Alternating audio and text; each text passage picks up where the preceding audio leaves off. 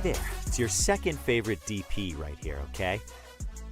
No, that's Deadpool, you silly little Hufflepuff. Anyways, I'm gonna need you to shut up that pretty little mouth of yours and pay attention because the show's about to start, alright? And, I don't know about you, but I know who's my vote for sexiest ex-soldier turned pop culture show host. Alright, enough foreplay. Let's get on with the show.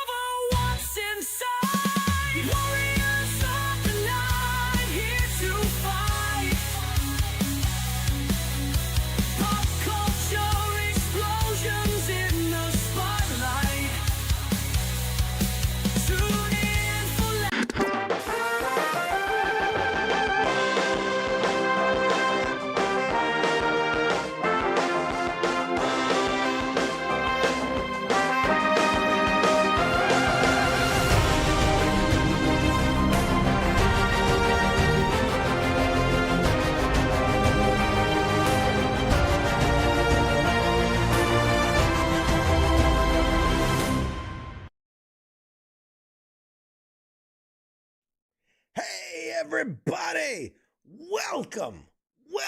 welcome to Pop Culture Warrior.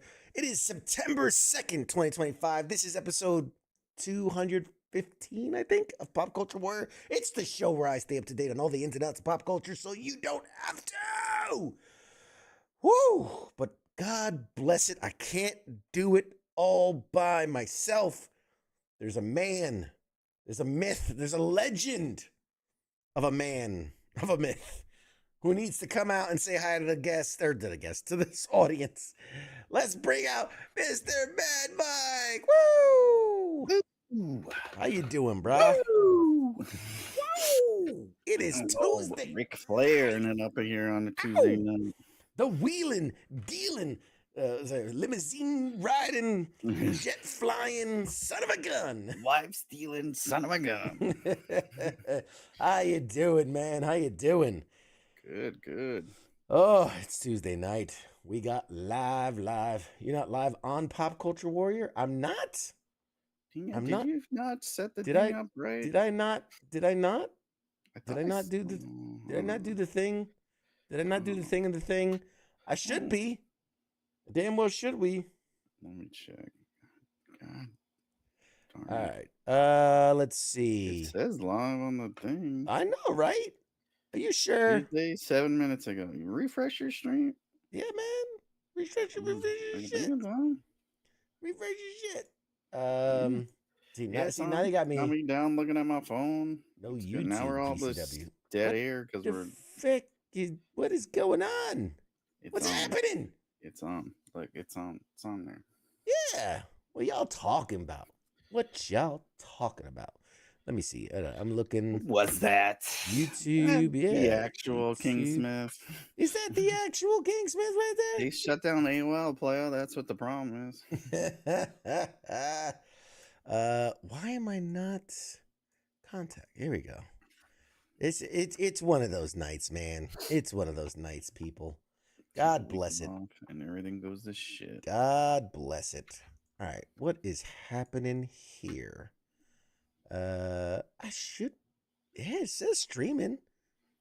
I don't know. I don't know why it wouldn't be. That shit on mine. Yeah. I don't know what y'all talking about. Y'all crazy. But I appreciate you.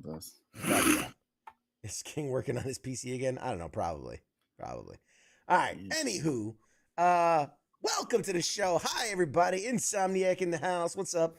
Anubis and Sparta and Billy. All you guys. God bless you. Thanks for tuning in to another wonderful episode of Pop Culture Warrior.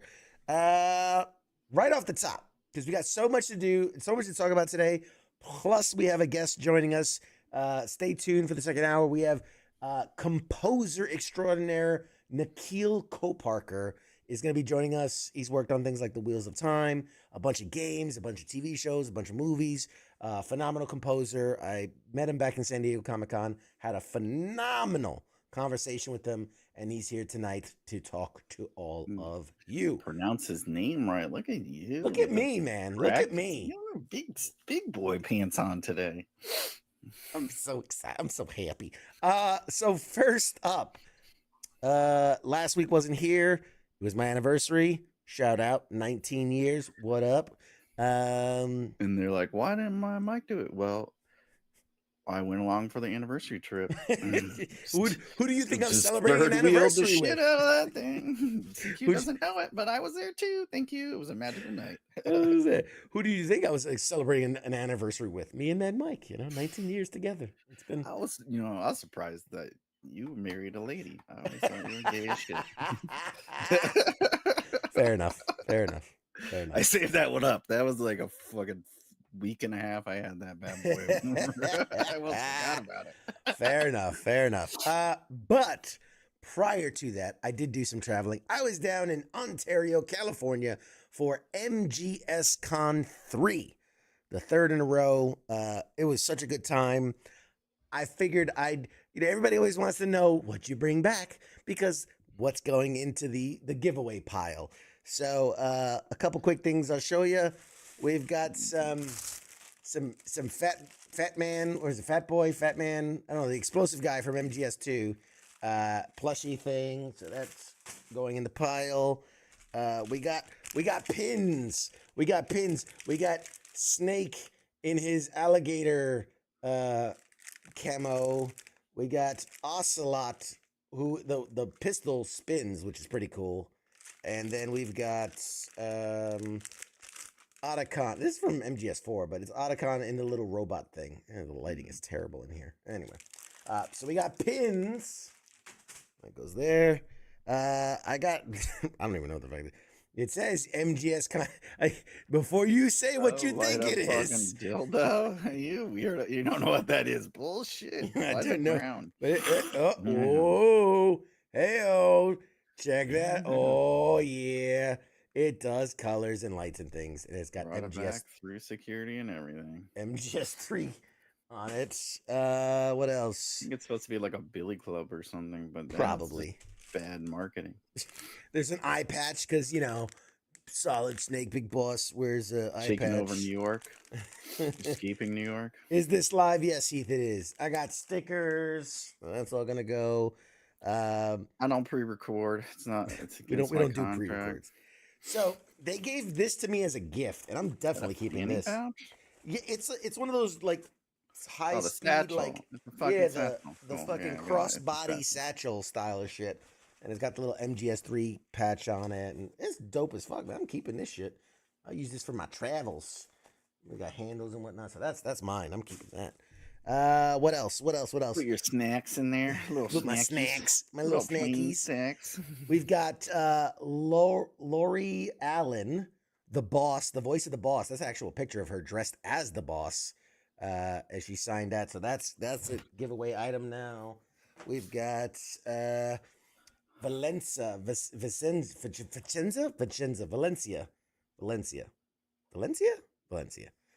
She came out, Tasia Valencia. She came on the show before. She played Sniper Wolf, the voice of Sniper Wolf. She signed that to you guys. So that's going out there. And then the voice of the Pain. Now, he did sign it to CQ, but one of you lucky people is going to take that home. So that is Greg Berger, who played the Pain. So we got some signed stuff. And then this is just something cool. It was given to me. And it was given to me. So remember the little cardboard boxes from Metal Gear, right? But look, if you look real close, what does that say? It says CQ on it. I got my own box. That's what it normally says, the orange. But outside says CQ. And one of the artists, it's probably hard to see, but he drew a little Solid Snake on the cover and signed it. Thanks, Clarence, man. I appreciate you. But what's cool, so this is really cool. So not only is it just a box, which is it's gonna go in the background. It's a nice little collectible thing, or a little unique collector thing. So it has this little glass. I don't know if you could see it, put it up to the light or something. It just looks like little squares, little grid squares. But if you hold it up to the light, this is so cool, and I don't think you'll be able to see it well. Like a still or whatever, Well, it's actually the three dark squares. You're thinking of like a film reel or like a still, a movie still. But no, the three dark squares are the floor plans for MGS 1, 2, and 3. So it's the actual floor plans of the convention, and then in the lower part you can't see it, but it's like the three covers of the original artwork that was for the programs. So it's such a cool little thing. I've been to all three, and so they wanted to recognize that. They only made, I think, 20 of these, and they went out to people that have been to all three that kind of helped out and volunteered or staff or things like that. So very cool. That's gonna go up on the collection board back there. That doesn't get given out. That's just for me. It's just for me. But anywho's let's bring the camera in. I'm gonna zoom in a little bit here. There we go. That's better.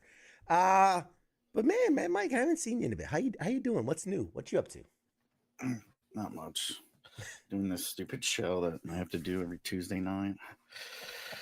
Contractually obligated. That's right. Because I decided to make a friend in my lifetime. It's the worst decision I ever made. That's what you get for making friends. That's what you get. No, I watched I did a couple things. I saw I should write these down. I never remember what the fuck I do. Honey Pot or Honey something is a movie with the lady from Parks and Rec is in it. Yep. And then Andy McDowell's daughter is in it. It was all right. It was boring. It was either that or K-pop Dragon Hunters. I was not watching that shit. Apparently, it's very good. People are obsessed Which one? with it. The K-pop. The K-pop. Yeah, well, yeah, band, all the that my Demon kids love Hunters. it and shit, and they're like, "Let's go see that." I'm like, we just fucking watched it on Netflix 1,000 times. Why are we gonna pay to see it? But I don't have any say. But anyways, I saw that one. It was all right. It was interesting. I wouldn't pay to see it. I would watch it on whatever it streams to. Yeah. And then I watched Twisted Metal season 2, Yes. which is all right. The show's like, I don't know. I I enjoyed it. look at it as like, well, how the fuck else are you gonna make that into a show? Exactly. But at the same time, it's like It's struggles to slapstick. find what it's gonna be. Yeah, it's like, is it serious? Is it horror? Is it fucking drama? Is it comedy? And then they slap it all together in like a weird soap opera type stuff. It's like filmed weird. It's kind I of written think weird. I think season 2 is better than season 1.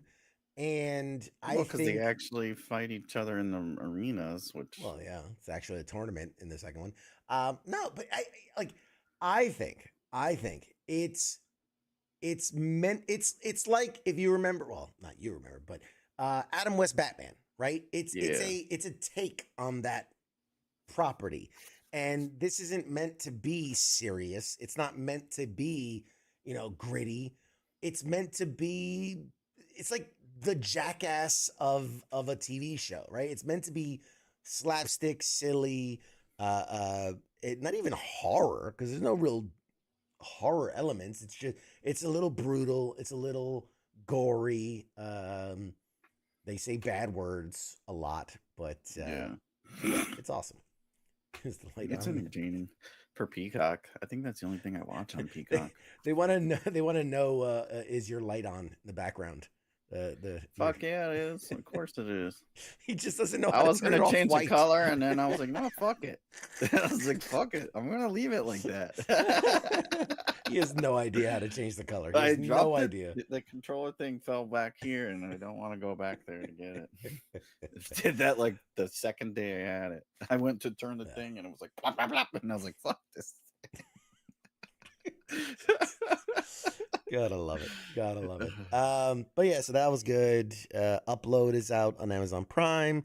I know we've both been playing a little Ready or Not on Xbox, enjoying the shit out of that. Joined the SWAT team. I've been working all week. That's a little intense. That's what I was trying to lead you into. I was like, so what you been doing lately? So you could be like, joined a SWAT team, I was commander. SWAT. I should have. Damn it! I did that earlier too on the pre. That's what I tried to lead you into, and you totally just fucking failed. Oh man, you're terrible. I thought you at this. legitimately cared about what I was doing. No, it's all a bit. It's all a bit. I don't even know Mad Mike. In fact, I think he's AI. I'm pretty sure Mad Mike is just a bad AI. It's like what you make me but angry and not like anything. It's like CQ made by AI. It comes out as Mad Mike. Make him really handsome and angry. Yes, Helldivers 2, man, Insomniac. Yes, it's on my list to play, but I've been enjoying Ready or Not so much that I'm one of those guys, I can't jump between two games like back and forth. I get irritated. I get frustrated and irritated. I never go back. If I fucking leave, I never go back. Yes. But Ready or Not's a lot of fun. And I was looking at the Helldivers. I thought that was just like a multiplayer game, but I guess it's like you run around as somebody or whatever. Yeah, well, you're like Destiny or something. It's like you're a space marine and you're going to planets and you're liberating and Because I saw some footage and the dude's just like running around somewhere. And it's like, I gotta go all the way across town. I was like, I thought you were just fucking fighting battles. Kind of, yeah. I gotta look that up more. Little space exploration. I decide if I want to invest in that. You will do it if I tell you to. Fucking Battlefield comes out next in a month, and it's like, I'm gonna play that game. I'm gonna buy it, probably play it for a week, and then never play it again. Which one, Battlefield or Helldivers? Fucking Helldivers. I was gonna say because that sounds terrible like timing. You're gonna get it, play it a week, and then be done with it. Because I've already played Ready or Not, and it's like, I'm not gonna beat that in time for Battlefield. So I get Helldivers, I'm fucking definitely not, and I'm just gonna go right into Battlefield and not fucking play either or ever again. Which we have to stream us playing video games together, because when I say the audience has no idea how utterly hilarious it is to listen to you play video games, because you absolutely lose your shit. Dominate at everything I Lose fucking do. your They're just shit like, holy shit, did he every create this fucking game? He's so good at it.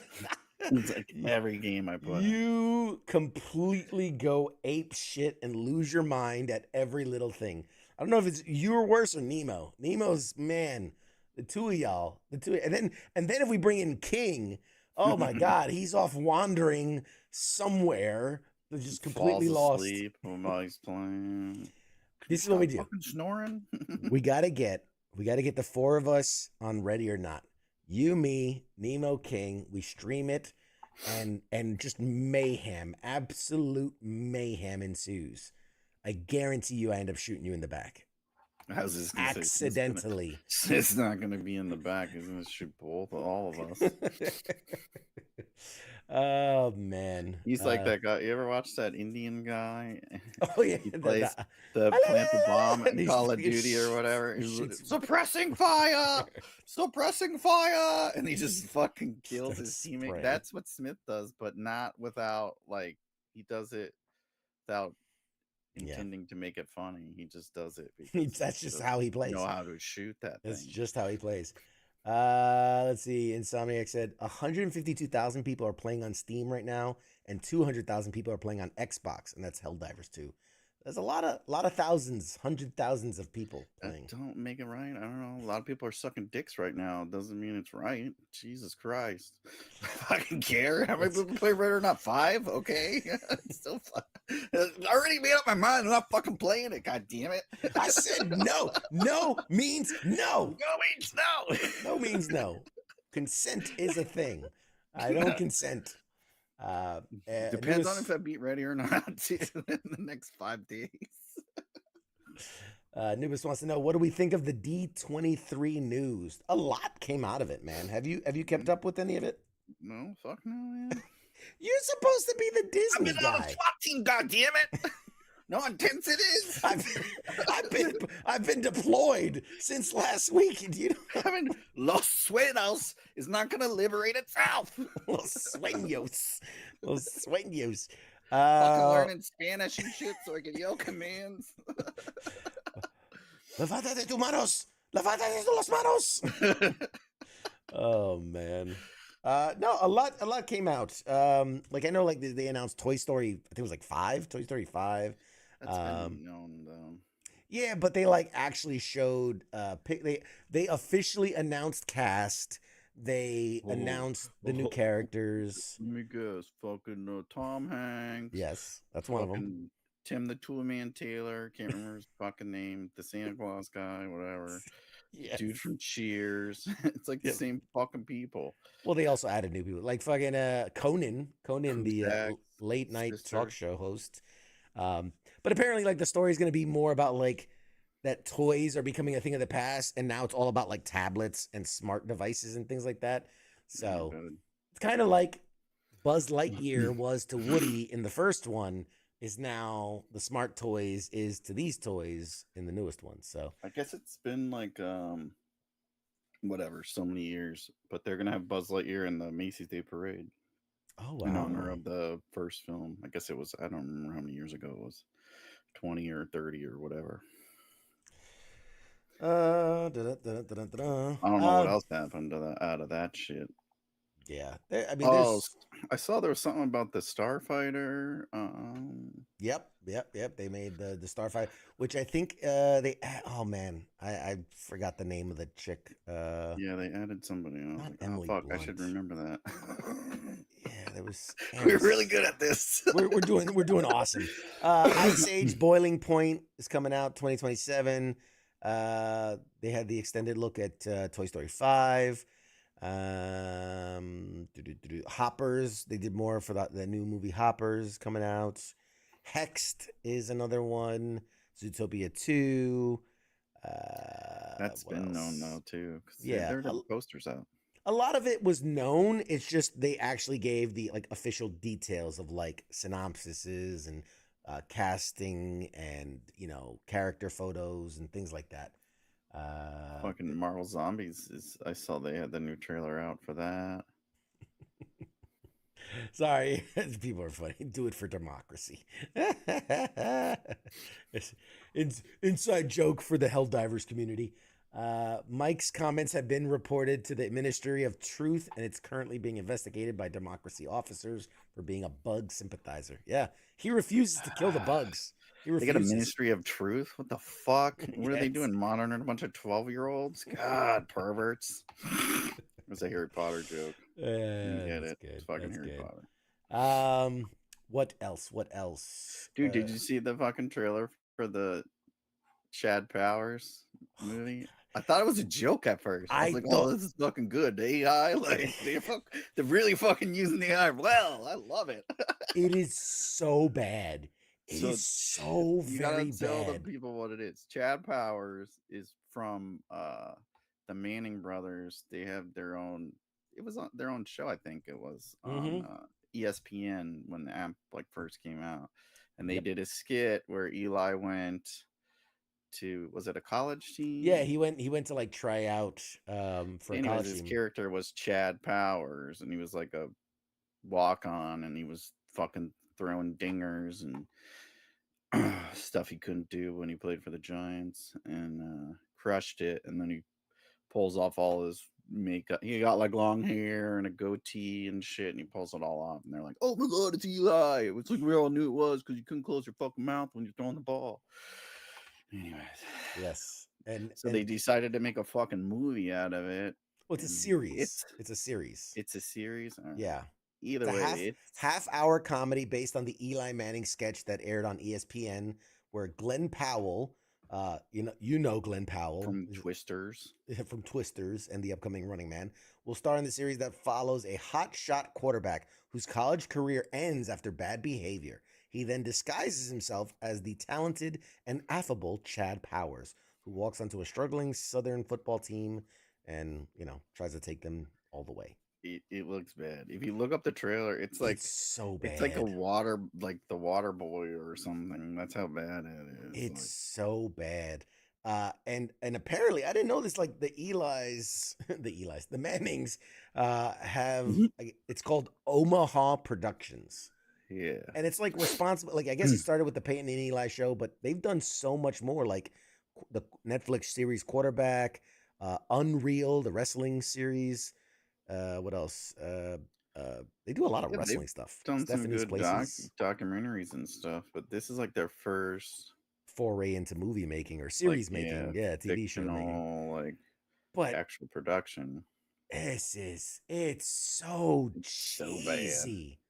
Yeah. Oh, it's so cheesy, man. I watched the trailer and I'm just like, this can't be serious. I thought it was like an SNL sketch. Like I literally thought like he's gonna come out the end and live from New York. It's Saturday night. That's what I thought too. It's like, oh man, is this fucking? It's Glenn so Powell's bad. on Saturday Night Live. It's like, God, I can't believe Saturday Night Live's still on. I'm like, no wait, this is a real thing. It's a real thing, man. It's a real thing. It's like if oh man, I can't even quantify. It's like an SNL sketch, but then again, they have turned SNL sketch into movies. The fucking those like Wayne's all World, the mid-90s. yeah, Wayne's World, fucking what else? I mean, there's so many of them. The fucking Ladies Man and was that Superstar and all those. Anyway, is it cheesier than Cheaters? Oh my God, is it cheesier than Chester Cheez-Its Hot Cheetos? I don't know. I can't say that. God, I'm having a day. I'm having a stroke. I think I'm having a stroke. No, nothing's cheesier than I that. smell toast. All right. That's because you're fucking making toast behind you fat fuck. Don't judge my snacking habits. Panini press in here. Make a sandwiches. I eat sandwiches on my break. You've never had a sandwich until it's pressed. Until it's pressed under my hot fat ass. Let's see. Anyways, so some quick hits of news stories of the week. Josh Duhamel wants to return to Michael Bay's upcoming Transformers film. Not surprised. Why won't they let? Money. Why won't they let that series die? I don't know. Just And they've let it done it all. Like, what are die. they gonna do now? Like, what are we doing now? Like Transformers versus like Planet of the Apes or some like what the fuck are we gonna go with this? You know, and they had been teasing the Transformers G.I. Joe team up movie forever, and yet it still hasn't come to fruition. It's like No matter, fucking Teenage Mutant Ninja Turtles. it's wild to me that we've had like 3 G.I. Joe reboots, but still the same Transformers movies. I Yeah, don't get it. I don't get it. is my thing. Yeah, I'm you frozen. froze. You froze. Yeah. You got that resting. Anyway, I was gonna say something. And I'm not gonna do it. I'm not gonna do it. I'm not gonna say it. Which button do I do to make you go Let away? me go away and come back. Yeah, you go away. What else? Maybe it will be Transformers. Oh my god! Apparently, Bay wants to reboot. Well, yeah. Oh, there he is. He's back. He's back. Welcome back. Why is that? But there he goes. What else? So Ridley Scott says he's working on Gladiator 3 right now. Why? Why? Damn it. Why? The second one was terrible. Like, we don't need another one. Do another. They have nothing else going. Like, you can't make anything fucking original anymore. Apparently not. It's Ridley too Scott. It's either Aliens or Gladiator. Pick your battles. Which I've been watching that show too. It's not bad. Yeah, it's not too bad. slow though. Like nothing. Like it's like you watch 45 minutes for like a little piece of something. It's like they keep giving you all this hope, and I know they're gonna let you down, and you're gonna wait 3 years for the next fucking show. I mean, that's the thing is when you're doing a series, that's the problem. You can't just throw it all out there like a movie where it's like, oh my god, 30 minutes in and he's getting his face eaten off, and it's like you can't do that in a series. You gotta slow burn. Well, they did do that, but I'm just saying it's like we can pick this up a little here. We could tell more, but it's all money. They don't want to go too far and whatever. Peacemaker season 2 so far. Have you watched any of the Peacemaker? Watch I think the first one. Yeah. I don't know if I finished it. No, I did watch the first one. Yeah. I'm on the second one. Yeah, there's 2 episodes out so far, and I'm loving it. I obviously we haven't seen much yet in the way of like what's the path forward, but based on the world building that he's doing, and I see the pieces he's laying, I'm excited for where it's gonna go. So we'll see. Yeah, we'll see. Why don't they just make another Roman Empire era movie, but get away from the gladiator focus? I mean, yeah, they could. They absolutely could. Let's see, Peacemaker. Yeah, so Peacemaker season 2 so far, really enjoying it. I'm excited to see. So I've watched some stuff, and now that I'm a member of the press and things, I do get to see a lot of early footage. Like I saw all of Twisted Metal before it came out, all of Upload. I haven't seen Peacemaker. That's the one thing I haven't gotten a hold of. But in watching some people talk about it, even the people that got early access to Peacemaker, I think it's a 8-episode season. They were only given the first 6 episodes. Nobody has seen episode 7 or 8, even the people with early access. Even James Gunn said there's only like maybe 3 people who've seen episodes 7 and 8. So that gets me excited because that means there's something so monumentally huge that's going to happen in that episode 7, 8 that he didn't even trust members of the press with, because, we get like embargoes where they're like, if you talk about this, before X amount of date, you'll be in trouble. He didn't even trust the embargoes. Like he's like, he's going to be in the Justice Gang. Yes. He's gonna calling it. He's gonna welcome him back. He's the one that names it the Justice League. He goes, "We should be a league, guys. Yeah, it's a league, like a bowling league. It's like a bowling league. We should be the Justice League." And he's in because he had the good name. Oh man, nothing will ever beat 300. Yeah, I hear you. It's a Frank Miller comic book. You can't go wrong with Frank Miller. Can't go wrong with that. Chris Columbus teases that Gremlins 3 is right around the corner. Yeah. Again, it's too far and we don't need it. We don't want it. Just like they're remaking the Goonies. It's like, no, go fuck yourself. The first one's perfect. It's one of the best movies ever made. Gremlins 2 is like fucking terrible. I think it even bombed. Like, what are It you did. doing? Well, that's why it's And been 40 years since Gremlins 2. but from the guy he's ripping on Harry Potter, like, oh, because someone had asked him about Hagrid, and they're like, oh, I wish they would have did a different just like costume. They did the same costume I did in the first two. They should have done something different. And then Yeah. they're like, oh, well, would you do it again? And he's like, been there, done that. It's like, well, why don't you say that about fucking Gremlins and all this other shit, you weirdo? Right. I love Because that. money fucking talks. Chris Columbus teases Gremlins 3, and I want to put a comment that says the second worst thing a Chris Columbus has done. Yeah, right. He's done quite a few stinkers. He actually had a pretty good one on Netflix. I just watched it. I didn't realize he did it. That's a lot of shit I watch of his. I'm like, oh, Chris Columbus did that. I was doing a Christopher Columbus joke. God, fucking discovering America. Jesus. Worst. Well, he used to have a production company. I think it was 1492, which was pretty funny. Makes sense. Sony and Netflix are now in deal talks on making a K-pop Demon Hunters sequel. Yeah, no shit. It's your fucking #1 show ever of all time. Why would you not make another one? And it cost them like nothing to make it. They like rehashed some shit, and nobody expected it to be popular. And I mean, animation-wise, it wasn't like really groundbreaking animation. It was very like I refuse to watch it. I've not watched any of it. I've seen some I am not a communist, and I never will be, sir. Fucking live in America. Democracy. Zach Gregor's Weapons crosses $200 million at the global box office on a production budget of $38 million. So you know what that means. They're already gonna do a sequel, which they already said. Not sequel. Suck. We're past sequels, man. Universe. You're building a universe. There's going to be a Weapons a prequel comic and a spin-off TV series. And like that with every horror movie, it's no surprise. Like that's what I'm saying. Gotta be Conjuring, fucking Paranormal. You can't make a movie anymore. You have to make a universe. You have to create a universe. That's just what it is. It's gonna suck. You saw that, right? You saw Weapons? It was okay. It was good. It was decent. Would I watch the second one? No.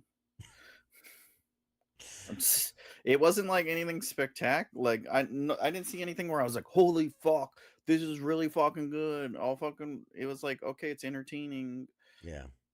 It was nothing like groundbreaking or spectacular. Like you kept waiting. Like I kept waiting for jump scares or some crazy shit to happen, and like it never really did. They play it up to be this like really suspenseful horror movie. Yeah. And they do like the music, like some shit, and it's like nothing really scary ever really fucking happened. Other than that ugly ass fucking old lady, that's it. Like some knockout, like a Wish fucking Joker, or it's like they got Jared Leto to play the Joker. Oh wait, they did. Just picture him like in the bushes, like a bunch of kids are missing, which is probably a true story. You should probably go around his house. Probably. All the kids in elementary school near his house are missing. We have no idea why. My brain is spinning with things. Yeah.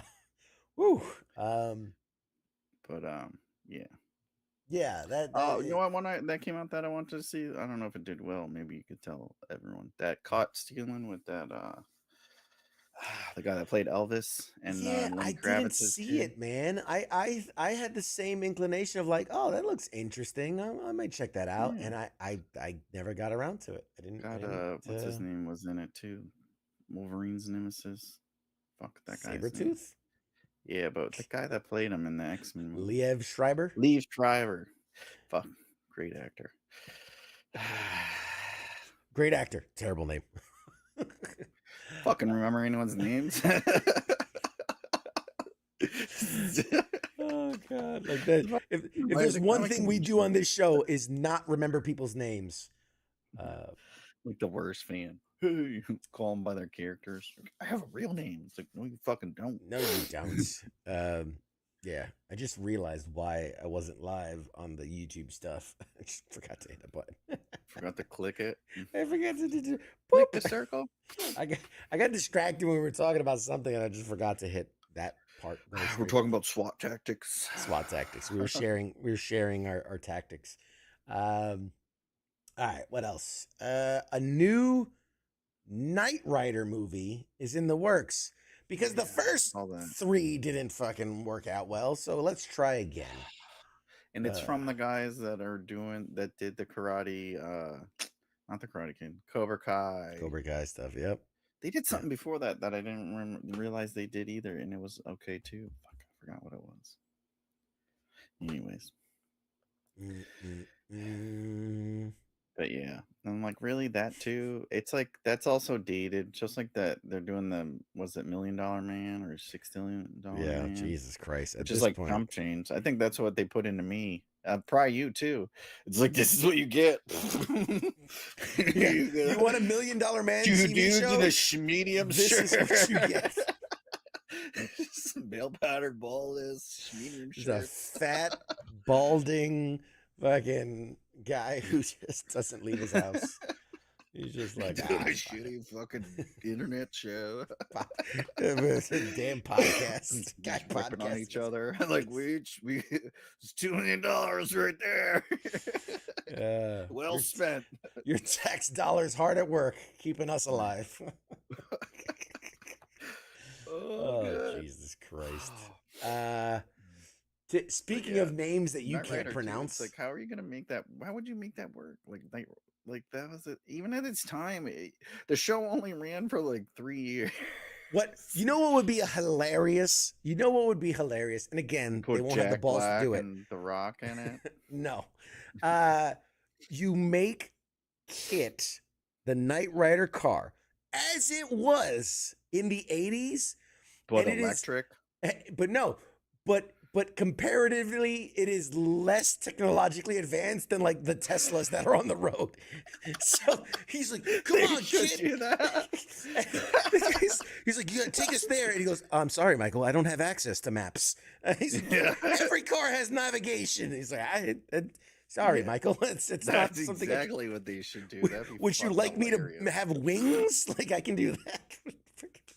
Yeah, I could turn into a submarine. Like, we're in the middle of the fucking state. What do you even do with a submarine? He's got like a fucking... Can't even charge his phone or whatever. He's got to use a regular map. How do I hook up my... Sorry, Michael, there are no USB ports in this vehicle. Like, what the fuck? How do you not... So you have a USB port? Oh, God. That's what they should do. That's what they should do. They haven't even written it yet. We just gave them all the greatest ideas. I'm telling you, they'd make copywriting, trademarking, whatever Trademark, the fuck. Yes. No dibs. Dibs. I'm gonna butcher this guy's name.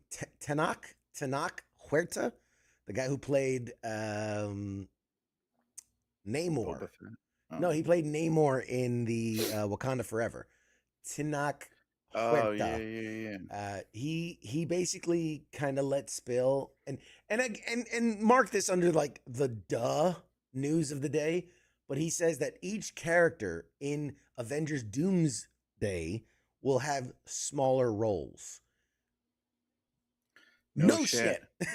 What? Oh, you think all 100,000 people that are in it are gonna have fucking 25 minutes? We would be in the theater for 3 fucking days. The fucking reveal of the characters, of some of the characters in the movie, took longer than most movies.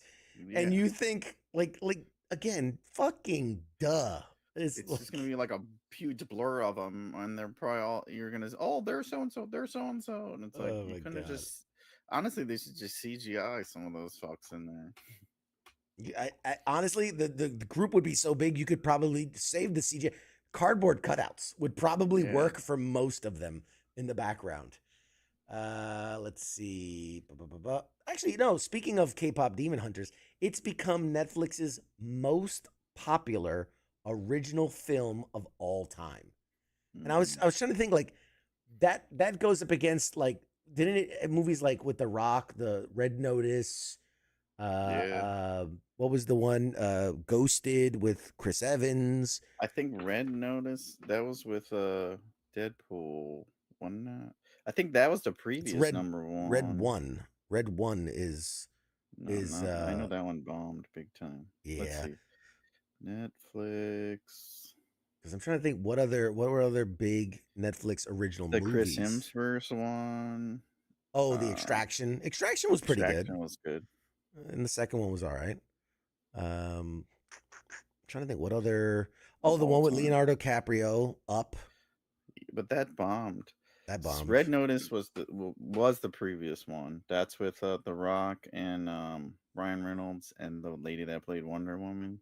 Right, Gal Gadot. Yeah, They that's say Red Carry Notice. On was number 3, but that's a new one, and I don't know anyone that's watched that. Did you watch that one? I did not watch Carry That's On. with Bateman and Taylor Ebaben, the guy that played I don't know how to say his last name. Egerton. He's in the Tetris movie. In that other movie, You just go. the His name's spy movie. Tedrin Egerton. Yes. Don't Look Up was number 4. Adam Project was number 5. Another Ryan Reynolds. Bird Box. That was hot back in what? Bird 2020 Box or was something? hot, man. 2019? That one and oh no, I'm thinking Birdman, but that was a different. That's not Netflix. That was just a movie. Back in Action. That like just came out. I didn't think a lot of people watched it, but I guess they did. That's with Jamie Foxx and Cameron Diaz. Right. Wasn't there Leave the World Behind? Is that number 8? Didn't Will Smith do one that bombed with like aliens and they were cops or something like that? I don't know. It's like Bad Boys meets Aliens kind of thing. Gray Man. Oh, that was a pretty good one. And then Damsel. Never heard of that one. Damsel. That was all-time top 10 right there. But they've had a lot better ones. I'm surprised Extraction didn't. What do people watch? Why do people watch this anything? You know what it is? It's the algorithm. Because they're like, they program it to be like, this is the most popular. Number one people this just week. Click on it to watch it, and they probably fall asleep. So yeah, K-pop Demon Hunters, 266 million views so far. Yeah. Red Notice had 230,900,000. And then everything from there under is like 172 million and below. It's pretty fucking good for a movie that they didn't plan on being successful. But it's exactly like when Squid Game came out. Like they never thought Squid Game was going to be as like genre defining as it was. Sometimes you just hit gold. It's a subtitle movie too. You fucking shotgun approach and something's got to hit. It's just, well, that's their whole thing. Yeah. That's their whole thing. Good for them, man. But and you know what subtitle movie I've been watching that's actually good? I try not to watch them because I don't know why I don't like reading. Because I fucking watch everything with the subtitles on anyways because I can't hear and I won't wear my hearing aids because it gives me a headache. So I'm like, I don't know why I'm still against it. It's like I fucking don't hear what they say. I read everything anyways. Anyways, it's on Apple TV. It's with The Rock, not The Rock. Fucking Momoa. Aquaman. Momoa is the one about Hawaii. That's pretty good. Chief of and War. You see a lot of dudes' butts, so you would fucking love it. So much butt cheeks in that movie. Yes. In that show. Anubis said, but it's a cool show. He said, I want a TV show with Mad Mike trying to remember actors' names and what show or movie they were in. Yeah. It's a whole 30-minute show. Fucking game show right there. You set me out there, but like the movie, and then some fucking idiots on there, like CQ, like trying to figure it out, like, oh my God, Happy Gilmore. Like, nope, Jesus not that Christ. guy. I just had a thought of a game show. Remember, was it like the Pyramid? Was the one like something Pyramid? And they had to give them clues and they would guess the words. It's just that people will come on, sit across from you, and they will have to guess what actor and thing you're talking about. Like the one with the guys and they were fighting the robots and the thing, and you're like, and I would totally pay to watch that. I would totally pay to watch that. No one would ever win. No, not really. A couple people on our show would win. Billy always knows what I'm talking about. Yeah, he gets you. We talked about that Amazon Prime's been on a real good run of like making really good stuff, and some stuff's original, some stuff they're taking other properties and making the most out of it. This one, Amazon Prime Video has a series in the works based on a Wizard of Oz, or based on the Wizard of Oz.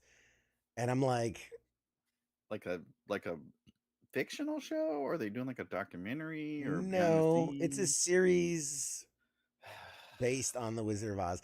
I just It's because the one's so popular now. The movie, what's it? It's like the from the books. God damn it! The second part's coming out in the fall. The fucking Wicked. Wicked. Jesus fucking Ding ding ding ding ding. ding. $1,000. $1,000. Okay, you gotta get one right if you want to win there, Billy. Oh man.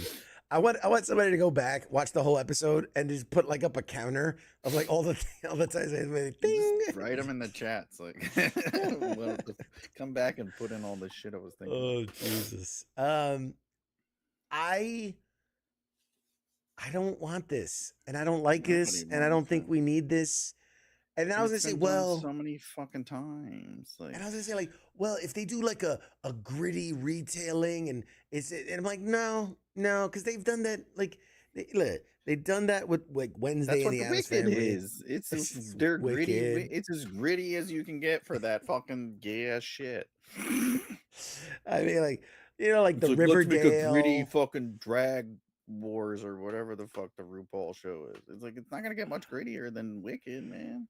I mean, you gotta stop yawning, man. You're killing me. Fuck, I lost my train of thought. The fucking like Riverdale and the Hardy Boys and the Sabrina the Teenage, like all these shows that were like taking a gritty, WB, and that would work for that network, not Prime. Like nobody's gonna. Nah. So work has begun on an official X-Men movie. They haven't said more, but work has begun on the official X-Men movie of the MCU. So, yay. They're sweating. It's coming. We're going to come with something. DC's bringing that heat. Gotta bring it. Mad Mike reminds me of every person talking to Blockbuster staff in front of me when I was just trying to rent the movie. I want the fucking movie, it's on the tape. With the guy, the fucking store. It has the guy, and he's with the hair, and he's in the poster. Like, fuck, man, you know what I'm talking about? He was in that movie. Did you see the Amazon Prime or Terminalist like spinoff they did with Tyler Kirsch. The spinoff of what? That's out now. It's like I don't know if it's a spinoff or a sequel, but it's from the Terminal List. Yeah. Did I say Terminal List, or did I just tell myself? You just gotta. I could have sworn I said Terminal List, but I don't know. Sometimes you kind of do that thing where you're like, what about the Terminal List? Dang old Chris Pratt, dang old Terminal Amazon Prime's over there. Chris Pratt, Amazon Prime, and whatnot. Yes. I still haven't even finished Terminal List. I forgot that was on. I'm like, oh yeah, Terminal List. I was watching that. Yeah, good stuff. When's Fallout come on? That comes out December? It's coming soon. Matthew McConaughey is set to star in a new Netflix series from the True Detective creator Nick Pizzolatto. Wait, Matthew McConaughey, that's confirmed they're doing that? Matthew McConaughey will star in a new Netflix series from the True Detective creator, Nick Pizzolatto. Oh, I thought they were talking about bringing him back on True Detectives. Him and Woody. No, they're not going to. Heard they're making the season 3 finally of the, what's it called? Mindhunter. Oh yeah, supposedly. Yep. That's the beginning of the FBI crime serial killer stalking stuff. A lot of these headlines are just. Hey, Thunderbolts is streaming on Disney Plus now. I watched it again. I enjoyed the movie. Yeah, I enjoyed the movie. I watched more than half of it. We were watching it earlier before I had to come in here. I liked Jack. it. It's so good. I thought it was fun. Yeah, What's his name it's does a great good. job. The Thunderbolt, not the Thunderbolt, the fucking Red, Red Guardian. yeah, Red Guardian. Red Jesus, Guardian. see, You're killing it, man. You're killing it. I'm nailing all. Everyone knows exactly what I'm talking about. 100% tonight. 100%. Jackie Chan revealed that his action team is in charge of action guidance for Spider-Man Brand New Day. So his stunt and action choreography fighting team is responsible for working on Spider-Man Brand New Day, which I think is pretty cool. I think that's pretty cool. Okay, You know?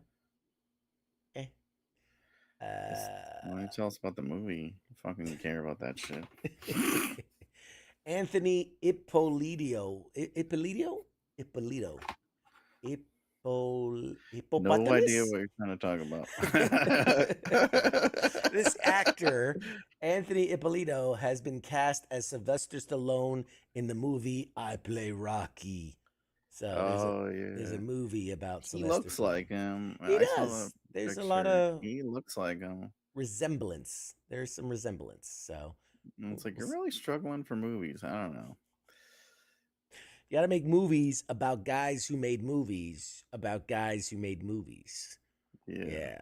It's 3 layers of Inception. It's because like the one about the Jordans was so successful and Yeah. stuff. So they're like, let's do it with Rocky, but Everybody. it's like really just him like, oh, I can only say so many words at one time. Oh. Think I'm having a stroke. Peacemaker. He did have a stroke. James Gunn says they have some really, really big stars from the DC universe that are going to appear near the end of Peacemaker season 2, which goes into what I was saying before. I think there's going to be some huge shenanigans in episodes, I think 7 and 8, I think, of Peacemaker. And there are going to be some big connections to that. Alex Garland wrote a 160-page draft and made 40 pages of imagery to pitch his live-action Elden Ring movie. God.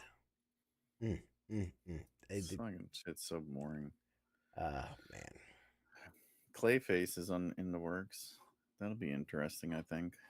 Yeah. I seen some set photos for Clayface, and it's clear that it is part of James Gunn's DCU and not like the Matt Reeves Batman universe. So, it's supposed to be a horror. Like that's which I like.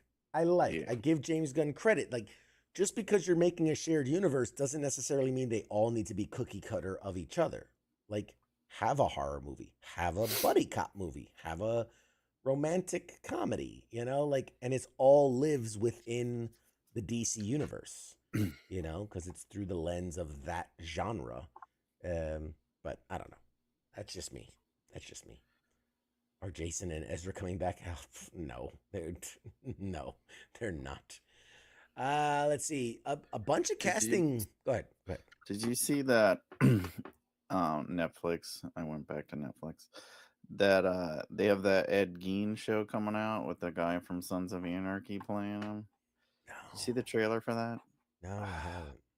Oh, you gotta look it up. It's pretty cool. You can't even recognize it's that dude, Charlie. I'm not gonna try to pronounce his last name. Yeah. Conan. I don't know. Conan. Charlie Conan from Sons of Anarchy.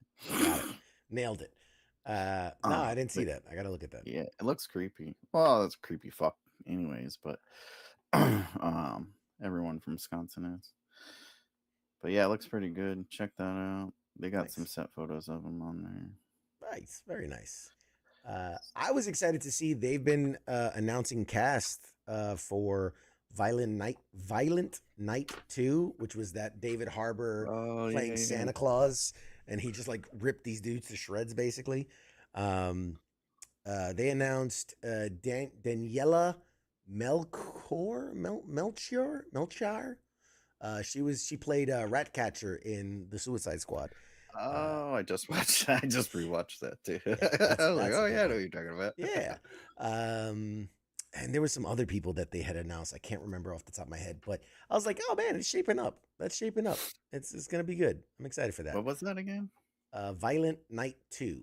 Oh yeah. I haven't watched the first one. Yeah. You haven't watched Violent Night? Oh, it's worth a No, watch. I wanted to, and then I forgot It's all worth a about watch. it. It's Totally worth a forgot watch. about it. I like my two new holiday favorites that I'm gonna watch like every Christmas is Violent Night and Fat Man with Mel Gibson as Old Saint Nick. Oh yeah, I saw that. They're one. so bad, but they're good for being so bad. So I'm excited for that. That smashing machine. Remember, I think I talked about it on my show. Yeah, with The Rock. With- Yeah. The Rock replaced Mark Kerr, the UFC badass. Mm-hmm. They're doing that. I think it's Cannes, one of those stupid fucking festivals, and they Yep. give him a standing ovation. 15-minute standing ovation. Yeah. Do you know how long standing and clapping is? Yes, for I do. I'm fucking 15 minutes? Catholic. I know how like standing every 2 minutes for 30 seconds is like frustrating as fuck. Like Not alone standing and then clapping for 15 minutes. And it's like, really? It's I that seen good. the trailer and it's like The Rock in bad makeup. I mean, he looks like him, but it's like they Kinda. could have did his hair a little better. Like, I don't know. Like It's pretty. but it's like I guess it's his biggest stretch as an actor, and good for him for fucking trying it. But I've seen a lot better performances, but. I lost my shit when I saw a thing where it said, The Rock talks about how he was pigeonholed as a blockbuster That's actor. the one I was just and I'm like, oh my God. Like I had a brain aneurysm where I was like, that's what he strived to be like his whole fucking career. That was his whole identity. That was his sole goal. I think he's just mad because Batista's out there like best wrestler turned actor because he takes dramatic roles and things. Jelly. And I think he's a little jelly about that. And that's what's coming out. But all right. Hey, our guest has joined us. So I'm gonna toss to a break. Mad Mike, you gonna stick around or are you calling it a night? No, I'm calling it. It's past my bedtime. I appreciate you. Talk about anyways. Reaching over here. You're reaching. Shut up. As always, thanks for joining us, guys. We're gonna be back with our amazing special guest right after this break. We'll see you on the other side. Shots.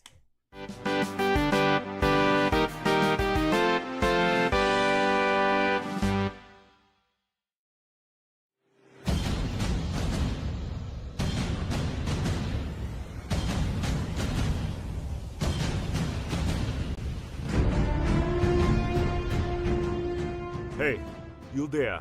Yeah, it is right, you. Let me ask you something, right? Where the hell do you think that you're going? Oh, would you think because the show's going to commercial that means you get to just walk away? Well, CQ asked me to pass on the little message, alright? And it says, I'll be back.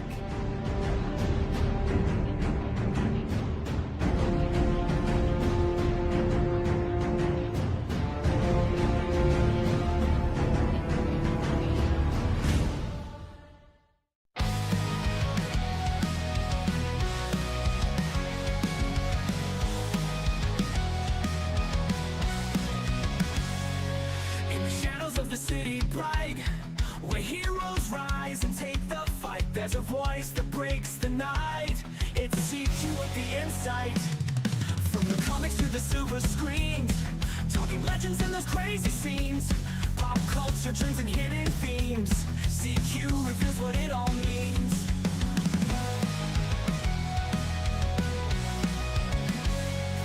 From the comics to the silver screens, talking legends and those crazy scenes.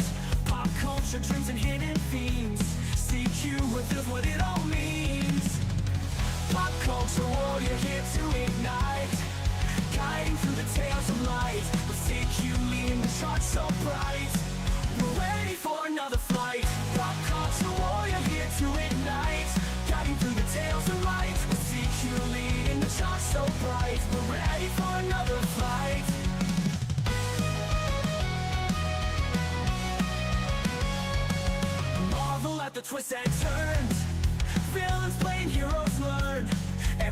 episode we'll discern lessons from the past to learn.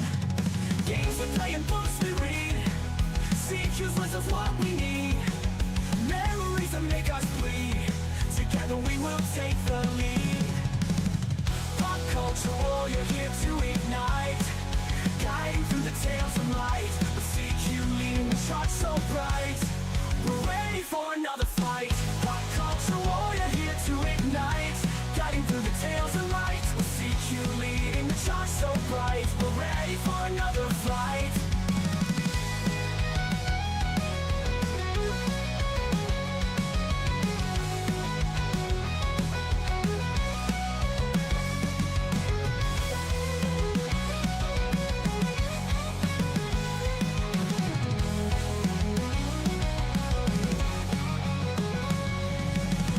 Pop culture warrior here to ignite, guiding through the tales of light. With CQ leading the charts so bright, we're ready for another flight.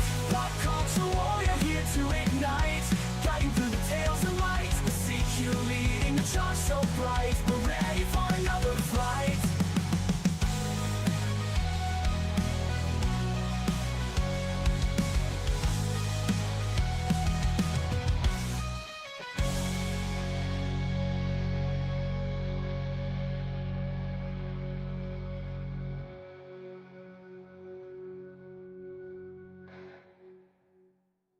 Hi there. You're watching Pop Culture Warrior.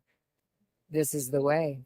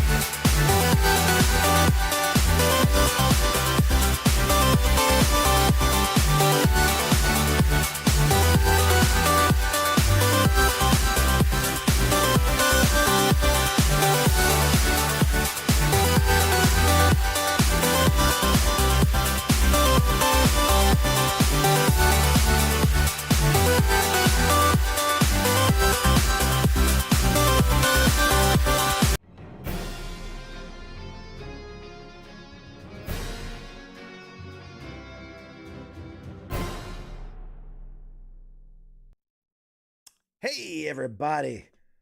Welcome back to Pop Culture Warrior. I am your host, CQ, and oh boy, we got a good one tonight. Ladies and gentlemen, our guest today is a composer, songwriter, and sonic innovator. From crafting musical worlds through ancient instruments to composing the fan favorite anthem, The Hills of Tanchico, in the Wheel of Time, he brings imagination and emotional precision to every single note. After penning a musical love letter to the fantasy series, he went on to score deeply immersive projects like the horror film Dead Whisper. Whether he's shaping melodies that live in convention halls or pushing genre boundaries with sonic alchemy, he truly redefines how we hear stories. So, with that, let's not waste any time. Let's jump right into it. Please welcome to the show my good friend and soon to be yours, our guy for the evening, Mr. Nikhil Koparkar. Everybody. Hey. Yes. Yes. Thanks so much for having me, CQ. I'm so excited to dive in. And Oh, thanks man. for that wonderful intro, man. Dude, you've earned it. You've earned it. You're here. We're doing this. We got to meet at San Diego Comic-Con, which was incredible. I truly loved our conversation. I think it was something that we posted the interview, and I think a lot of people got a lot out of it. That's wonderful. Yeah. I had such a blast chatting with you too. And it was so short. It just flew by. So I was very excited when you asked me to come on the show, and we get to dive in a little bit deeper. That's always fun. So. Absolutely, man. Are you kidding me? Like it's my honor. I'm so excited to do this. It's something I've looked forward to. I don't want to overhype it, but like I've done a lot of convention coverage. I've done a lot of interviews. I've talked with a lot of people. You start to get a sense of people, right? And like you said, in those very small windows, you get to see personalities, and you get to see people who are like, I'm here because I got to punch the clock and I got to do the thing and I got to sell the thing. And then there's people that are like excited to be there and excited to be doing it. And you can tell we're probably a fan even before they got into what they're doing. And when I get to speak with those people, like it's just it's an energy, it's a thing that you get and you connect. And I thought about our interview a lot after we talked, and I was like, yes, I've definitely got to have him. So for all that hype, to say thank you for coming on. Right up front, we love to get to know our guests before we dive into your work, your incredible work. We want to get to know a little bit about you. So first and foremost, let's what are your social media handles, right? How can people follow you? How can people get connected to you? Totally, yeah. So, my social media handles are pretty simple. They're all pretty much at Nikhil K Music. And so you can find me on Instagram, TikTok, X, and all the social platforms. All the social platforms. I'm kind of all over the place. and you have a website too. I took a spin. It's really nice. You want to plug the website? You. Yeah, so it's nikhilkmusic.com. You can find it there as well. And that has kind of some of my recent projects and kind of what I'm up to as well. Stuff that's work in progress as well, both on my YouTube channel and my website as well. Yes, awesome.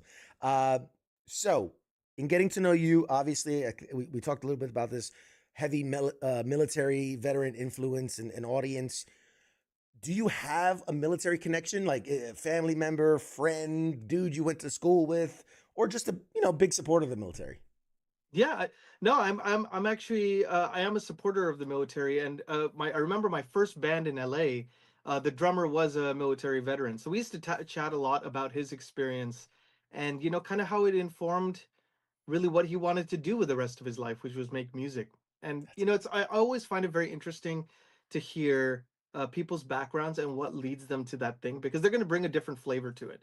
And obviously, like, the amount of mental fortitude and physical fortitude that you have to do, have to have a career in the military is, it's best of the best, right? Cream of the crop. So I feel like he brought that kind of sense of passion, I guess you could say, and discipline to the art of playing music. And it was very evident even in rehearsals and shows and everything. So I don't know, it was kind of my first taste of that in my adulthood, was like when you play in a band with somebody, you're very close with them. You get to know them and in a different way than just being friends and stuff. So yeah, I just found that experience to be really great. So yeah. Nice. That's awesome.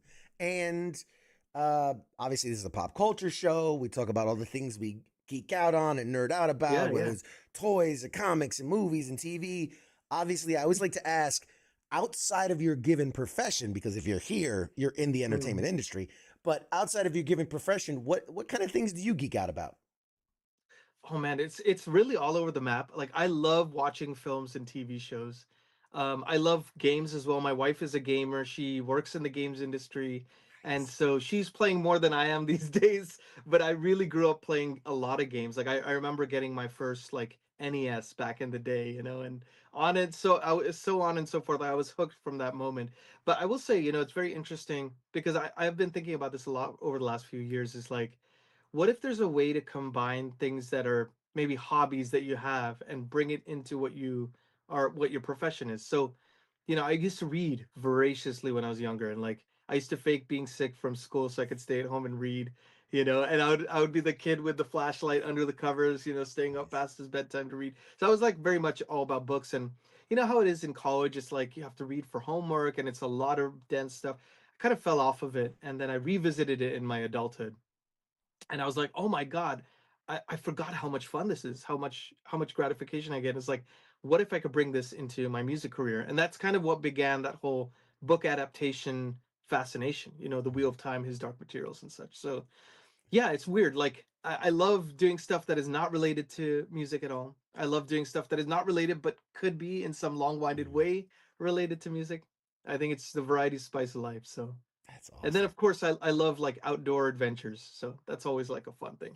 Hiking Nice. trails, swimming, all That's that kind of great. stuff. Well, that's Yeah. awesome, man. Um, what is like maybe the nerdiest or most like fan thing you've ever done, right? Like cosplay or stand in a midnight release line or some kind of, stars, they're just like us. Yeah, yeah. No, I remember when the Wii came out. And we stood in line. It was like the Thanksgiving night or whatever it was. We stood in line till 5 a.m. when the store opened, and it was like sub-zero temperatures. So like people were taking turns going and warming up in their cars. The other people are like saving their places in line. But yeah, that was like more of a kind of college experience of like the fandom of video games. Like I remember I used to when I was as far as like when I was 6 years old, I would call the Nintendo hotline before they even had Nintendo Power Magazine or whatever, and I would ask questions like, "Oh, how do you do this particular dungeon or whatever?" Nice. So it was kind of always ingrained in me as a kid, and in fact, the most recent experience was I did like a year and a half D&D campaign with a bunch of people who, one of which I had worked with at Riot Games on a campaign, and then a couple of other people from that company as well. So it's kind of it's fun, to be able to nerd out together. I think that's the best part about these things is like the community Yeah, and being able to enjoy that together. Yeah. absolutely. So And when we spoke at San Diego Comic-Con, I think you said it was your first San Diego Comic-Con, right? Was that your it first time was, there? yeah, yeah. What? Because I always tell people like you think you know what San Diego Comic Con is going to be like, Oh, but man. then when you experience it, it's like holy shit, like this is Yeah, yeah. crazy. So what was your overall like what you get from San Diego, the experience? Man, it was such a tornado, like way more than I would have expected. Like the biggest convention I'd been to before that point was the Game Developers Conference up in San Francisco. It's like 60,000 people, a modest 60,000 people. And and then I find out Comic-Con is like more than double that, right? Almost triple that. And so I remember the preview night on Wednesday Mhm. before the whole shebang begins. And I went on the show floor because I thought, oh, it's going to be less crowded that day. It was so packed, and I just remember I was like a deer in headlights. I ran into a friend there somehow, and she was like, "Oh yeah, it's much quieter than it's going to be in the I'm like, "How? How did they even fit people in this building?" Yeah. So I was just like flabbergasted, but it was such a blast. I really felt like you can do anything you want at that place, like in the sense of you can have any kind of Comic Con experience you want. You can go to all the parties. You can make it all about just connecting with people over coffee. You can make it all about the panels. You could do combination. It's Yeah, just amazing. It's yeah. really, really cool. How many has it been for you, by the way? Uh, I'll be honest. It was my first San Diego. I've done Oh, hundreds of wow. Yeah. conventions, but I'm an East Coast guy, and so like I've done New Right. York and Florida and Atlanta and like all these different. First time in San Diego Comic Con, and Wow. it's like you said, like I was busy every minute of every day from the start of the day to the end of the day, and I feel like I only did like half of everything. Like it Yeah. was Yeah. it was just so much, but I'm very excited. Yeah, I want to go back next year, and I can't wait. I'm so excited. Oh man, me too. Me What an too. Yeah. experience. Speaking on all that, if you could step into any fantasy world that maybe you've scored or maybe that you want to Mm. score, which world are you going to live in? Man, okay, so I think it would be a toss-up, and I'll tell you why. So one, of course, I got a chance to work on, which was the Wheel of Time. And those characters I fell in love with. When I read those books 6 years ago, I was like, this was a gateway to fantasy for me. So it will always have a special place in my heart.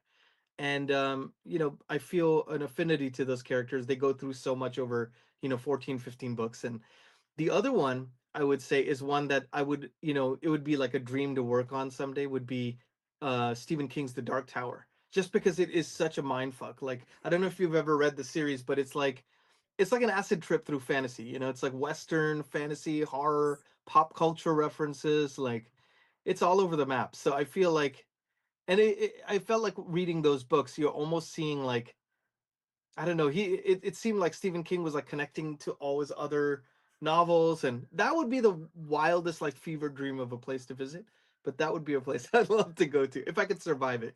That's a big That's ass a right bleak there. one. That's a bleak one. But yeah. um, if you could compose, because Mm, superheroes are, as much as it's the story, like when we think of you think of Superman, you hear that score, right? yeah. You think of Batman, you hear that score. Like they're so ingrained into those characters. So if you could compose the theme for a Mm. superhero, which one would you love to write music for? Man, that's a really tough question actually. Because for that same reason, I think when I was younger, I would have said Batman right away. Because I remember one of my first experiences was watching Batman the Animated Series Mm. actually, when it first debuted. Oh, so And good. oh my god, the character arcs of the and every theme was just phenomenal. And also like I've always had an affinity to Batman because he he doesn't have the superpowers that all these Mm. other superheroes have. He had his intellect, he had coming to terms with grief, he had like how do you use your pain as a tool to help others. I mean, I thought that was brilliant. I love how he's kind of like even some of the people who are in Arkham Asylum are kind of a reflection of him, and also are there because of him in some Of respects. And course. it's just such a complex, like multi-layered character. I guess if I had to pick one, I know that's kind of cliche, but like, oh No. man, I just love this character. After listening to some of your work, man, I'm sure you would lay down something just crazy awesome for Oh. Batman. I think it would be great. And speaking of which, you like how I segue there? I could segue like the best of them. Like you've worked with instruments from all around the world, but what I'm curious about was what's the first instrument you picked up when you were a kid? Yeah. So the first instrument was a piano, and it was literally only because my mom put me in piano lessons. And I remember my first teacher was a nun, and she would stand there with the ruler, and like every time you made a mistake, she would like smack your hand with a ruler. So I wasn't too big a fan of the piano at that point. Wonder why. But then I finally had a teacher who like taught me about, oh, it's about the space between the notes. It's about think of it like colors. It's like a color palette. The way you play, the feeling is as important as what you play. And I don't know, it just kind of really got me going with the musical journey. Then later on in college, I picked up guitar, bass, and then eventually drums. But really, I've always been fascinated by the orchestra, and I've never learned to play an orchestral instrument. But you kind of have to know enough about it to write for those instruments, so it's always tricky. to do that. But I had a lot of help along the way from violin players I could call up, or cello players, and just kind of get the sense of like what's actually doable on this instrument. So I know it's all long-winded, but my first one was piano. That's like the longest answer in the No, world to your question. yeah, that's the great thing about having a long interview. We could just wax philosophical and go down memory lane. I love it. I love it. We're getting to know so much about you. If if you could master instantly any instrument in the world today, Mm. which one you going for? Probably probably violin, and the reason being is it's the one that got away. I remember it took like 6 months of violin lessons when I was like 8 or 9. Didn't really take to it, and I feel like it would have been the most useful actually, because writing for strings, being able to play your own parts, being able to experiment in the moment and record it and have it in a movie score, like I think that would be really cool. And being able to write from a violinist perspective, I think would be really neat. So that's like the one that if I could like through osmosis just learn it now, that would be like it would be opening up a whole new gateway to, I think, writing, scoring, and also recording music. Mm, So that would ma- be the one, I think. That Yeah. makes sense. That makes sense. And obviously, we're going to talk a lot about the highs of your career, but I like to Yeah. take a little peek at the bottom. So, even though you've composed some epic scores, I'm curious, what's the most unepic thing that you've ever written music for? Hmm.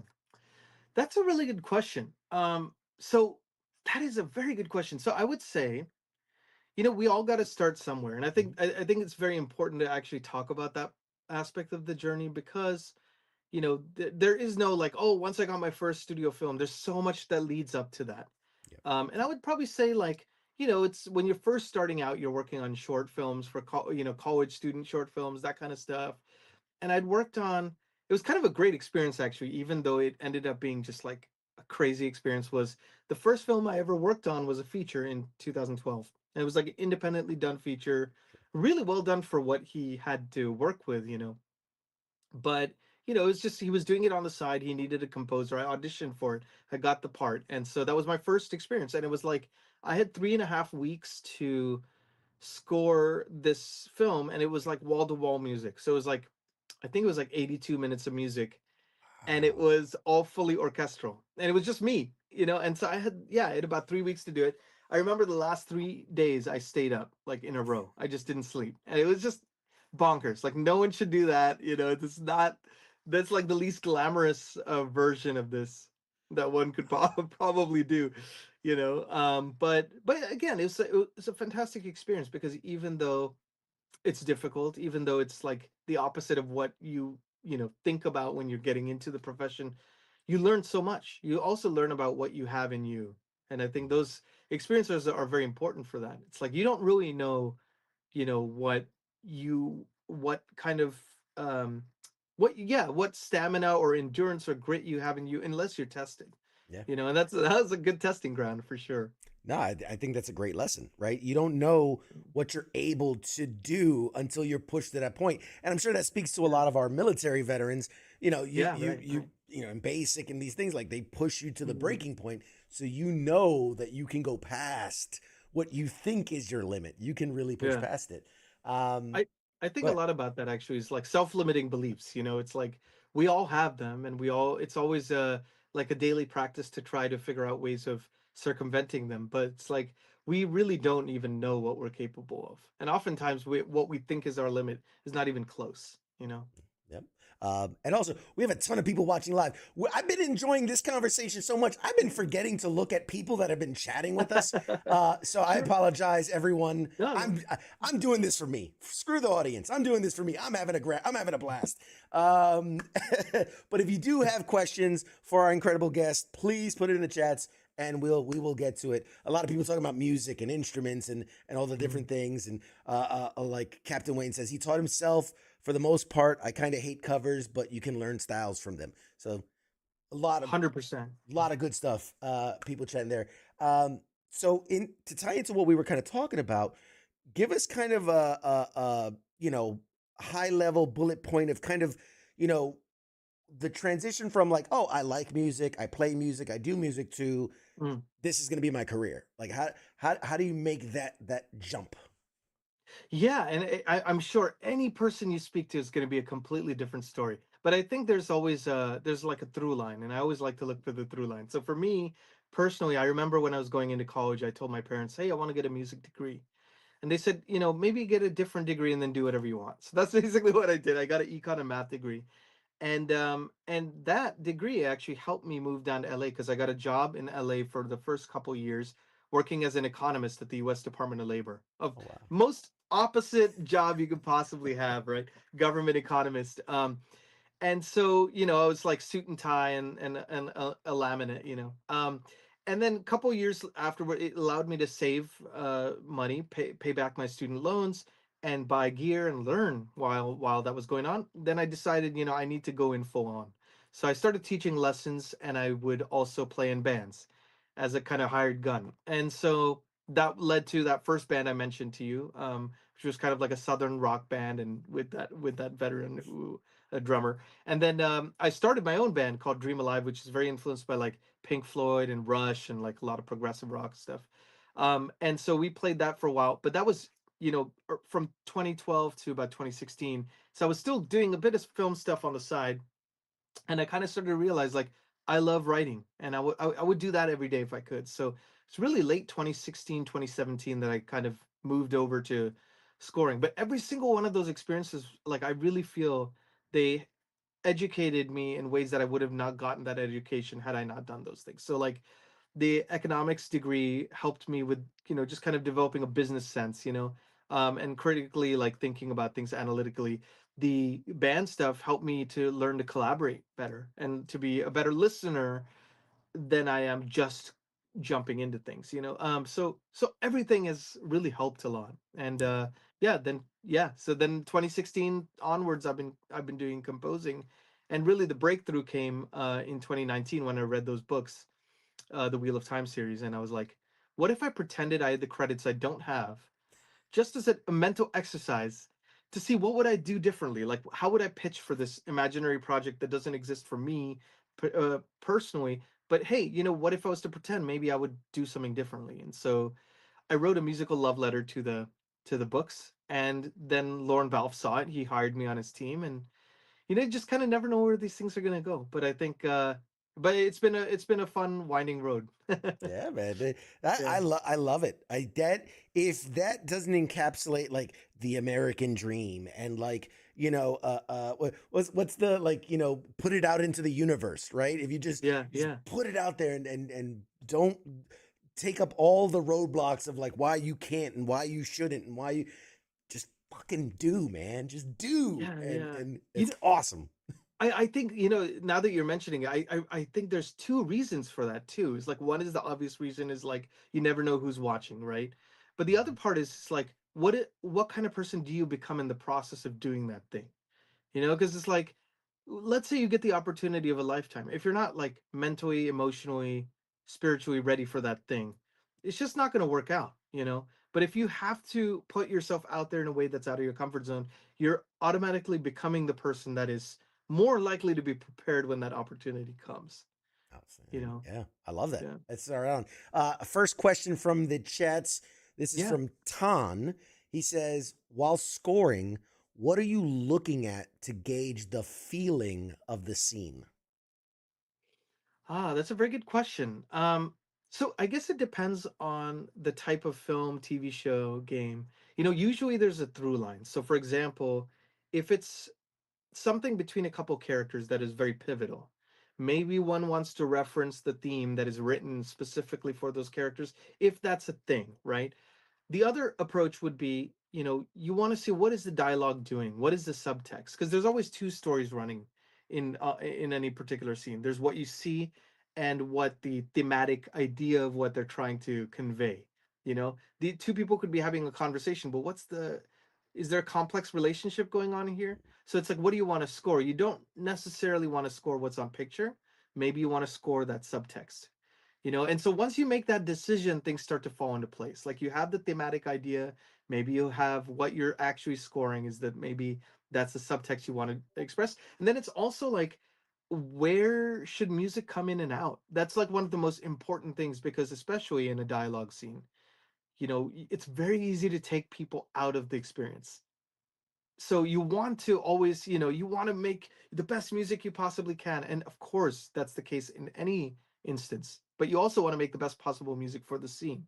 So depending on what kind of scene it is, I think those are the considerations, like, at least that helps me in my process, if that Yeah. makes sense. No, absolutely. And Mhm. it's so true, and it's something that, like, as I've cuz again, I'm just the normal everyday average Joe, but as I've gotten to talk with composers and writers and actors and directors, and to start to see the the product through their lens, and you start to go, "Wow, okay, like something like music, it changes a scene completely. It's two characters talking, but Yeah. then, like you said, that soft, subtle, like, is it uh uh manipulative? Is it like a backstabbing kind of so they're saying Right. nice things, but is the music hinting at there's some subterfuge happening? Or, if Right. Right.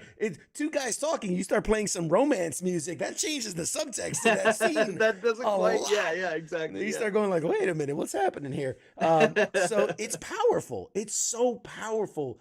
It's I would almost say it's a direct connection to people's emotions. That Mm. music, more than the words, because we all know people lie, people say things, but it's like the music, like, it just connects with the emotion of the scene, and you're like, oh, I'm supposed to be happy, I'm supposed to be scared, I'm supposed to be Yeah. anxious, because of the cues. And I 100%. And part of that might be telegraphing it, like you mentioned. Part of it might be not telegraphing it as an Mhm. artistic intention. So when it happens out of left field. Or it's like, Yes. what POV are we looking at? Are we looking at it through the audience's lens? Are we looking at it through the main character's lens? Are we looking at it through the antagonist's lens? Then that Mm. also changes how the music functions in that scene. Oh, So I love it. there's just so many ways to do it, It, but that gives and you an people think idea. it's like, oh, play some bells, play some, wind chimes, and boom, you're done. And Mm, it's like, no, there's a lot that goes into it. Um, totally. Yeah. so you started out kind of experimenting with these ancient instruments and Mm. blending them with orchestral music. How did that spark, kind of your unique voice as a composer? Well, yeah, it really all came down to meeting this guy Kunal Gunjal, who's a amazing santoor player. Santoor is like an Indian Persian hammered dulcimer, and he was talking about how he grew up playing Indian classical music almost exclusively. And I came from more of a Western background, but I grew up listening to Indian music, so I knew kind of some of the vocabulary, the musical vocabulary and stuff. And I'd always expressed like, hey, I would love to combine the two into something. And he's like, I would love to do it the other way. He's like, I've been doing all the classical stuff. I want to go the other way. I'm like, maybe we could find a way to meet in the middle. So he came over one Thanksgiving, we jammed, and immediately like a song idea popped out. So we're like, let's just make an album, And so, but the idea was that instead of making it where you have Western instruments playing Indian scales or Middle Eastern scales or whatever it is, the typical fusion music we see.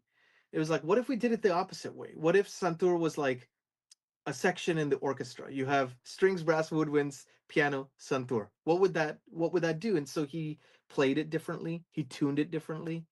And so that got me thinking. I'm like, wow, it sounded a little different to the classical stuff. And we made this album called Nature of All Things. And it was just such a blast that I was like, I want to do more of this. I want to see, like, there are instruments that have been played the same for hundreds or even thousands of years. What if you took it out of context? What if you changed it? What if you played it the wrong way? Now suddenly you have a whole universe of possibilities that have maybe never been explored ever. And that was really cool. So I just started diving into that, and I've been doing that everywhere, like everywhere from Wheel of Time music, to even that Dead Whisper score, which is a horror score, which you think, less opportunity to necessarily do that. But I found a Thai instrument called the kam, and I ordered it from Thailand, learned a few phrases, and boom. And because I'm not a traditional player, I'm going to play it differently, and you could process it differently, and suddenly it functions completely, in its own right in a score. So yeah, I don't know. I could talk about that whole thing for hours, but I love it it. gives you an idea of how No, jazzed I am about I this stuff. love it exactly, and these are the conversations I love having because you really get to see the spark in someone when they talk about something they're passionate about. Um, you talked about you were a longtime fan of the books. Mhm. Obviously, you got to compose. What did it feel like to you to score the Hills of Tanchico? I can't imagine the what that meant for you, that moment, that feeling. Walk us through the process. Walk us through the feeling of it. Yeah. Oh yeah. I mean, as I mentioned, I read those books and I was just obsessed. And I remember when doing that orchestral love letter, from that moment on, like I couldn't sleep. Like I'd wake up in the middle of the night, think of ideas. It's not even my gig to get, at that moment, right? But I was just like I couldn't stop, it was like my white whale, and so I was obsessed about it. And so when Lorne saw this and he gave me the chance to work on his scoring team, and which let me work on his Dark Materials and then of course Wheel of Time, it was just like a dream come true, And as I started sending him cues for approval, because it goes through a bunch of different approvals, right? It goes through him, then it goes through music editor, the production, the showrunner, and then finally Amazon. So a lot of different people kind of weighing in on this stuff. And because I'd read the books and I would go like, hey, I think they're going to tease this in season 4 or whatever, what if we were to have this musical kind of callback to tie into when they actually introduced this particular theme? And so finally, a spot opened up for a music team lead of that was basically in charge of the music for season 2. So I ended up doing that. And then flash forward to season 3, getting to work on the Hills of Tenchico. It was yet another dream come true because Tenchico was always one of my favorite geographical locations in the Wheel of Time. I always thought it was just so interesting and unique to unique flavor to that place. So it was a lot of inspiration, but it was also not a lot of time because they basically production sent me a script by Raimi Park, amazing writer, for episode 6, and it was like, hey, we need this Hills of Tenchico song. Some lyrics had been written by Raimi Park, and it's like we need a song that sounds like sea shanty, have Asian and African instrumentation. Good luck, and oh, by the way, we need to end it today. So I had a few hours to write that. So I was both excited, but I also didn't have enough time to be terrified because I probably would have been.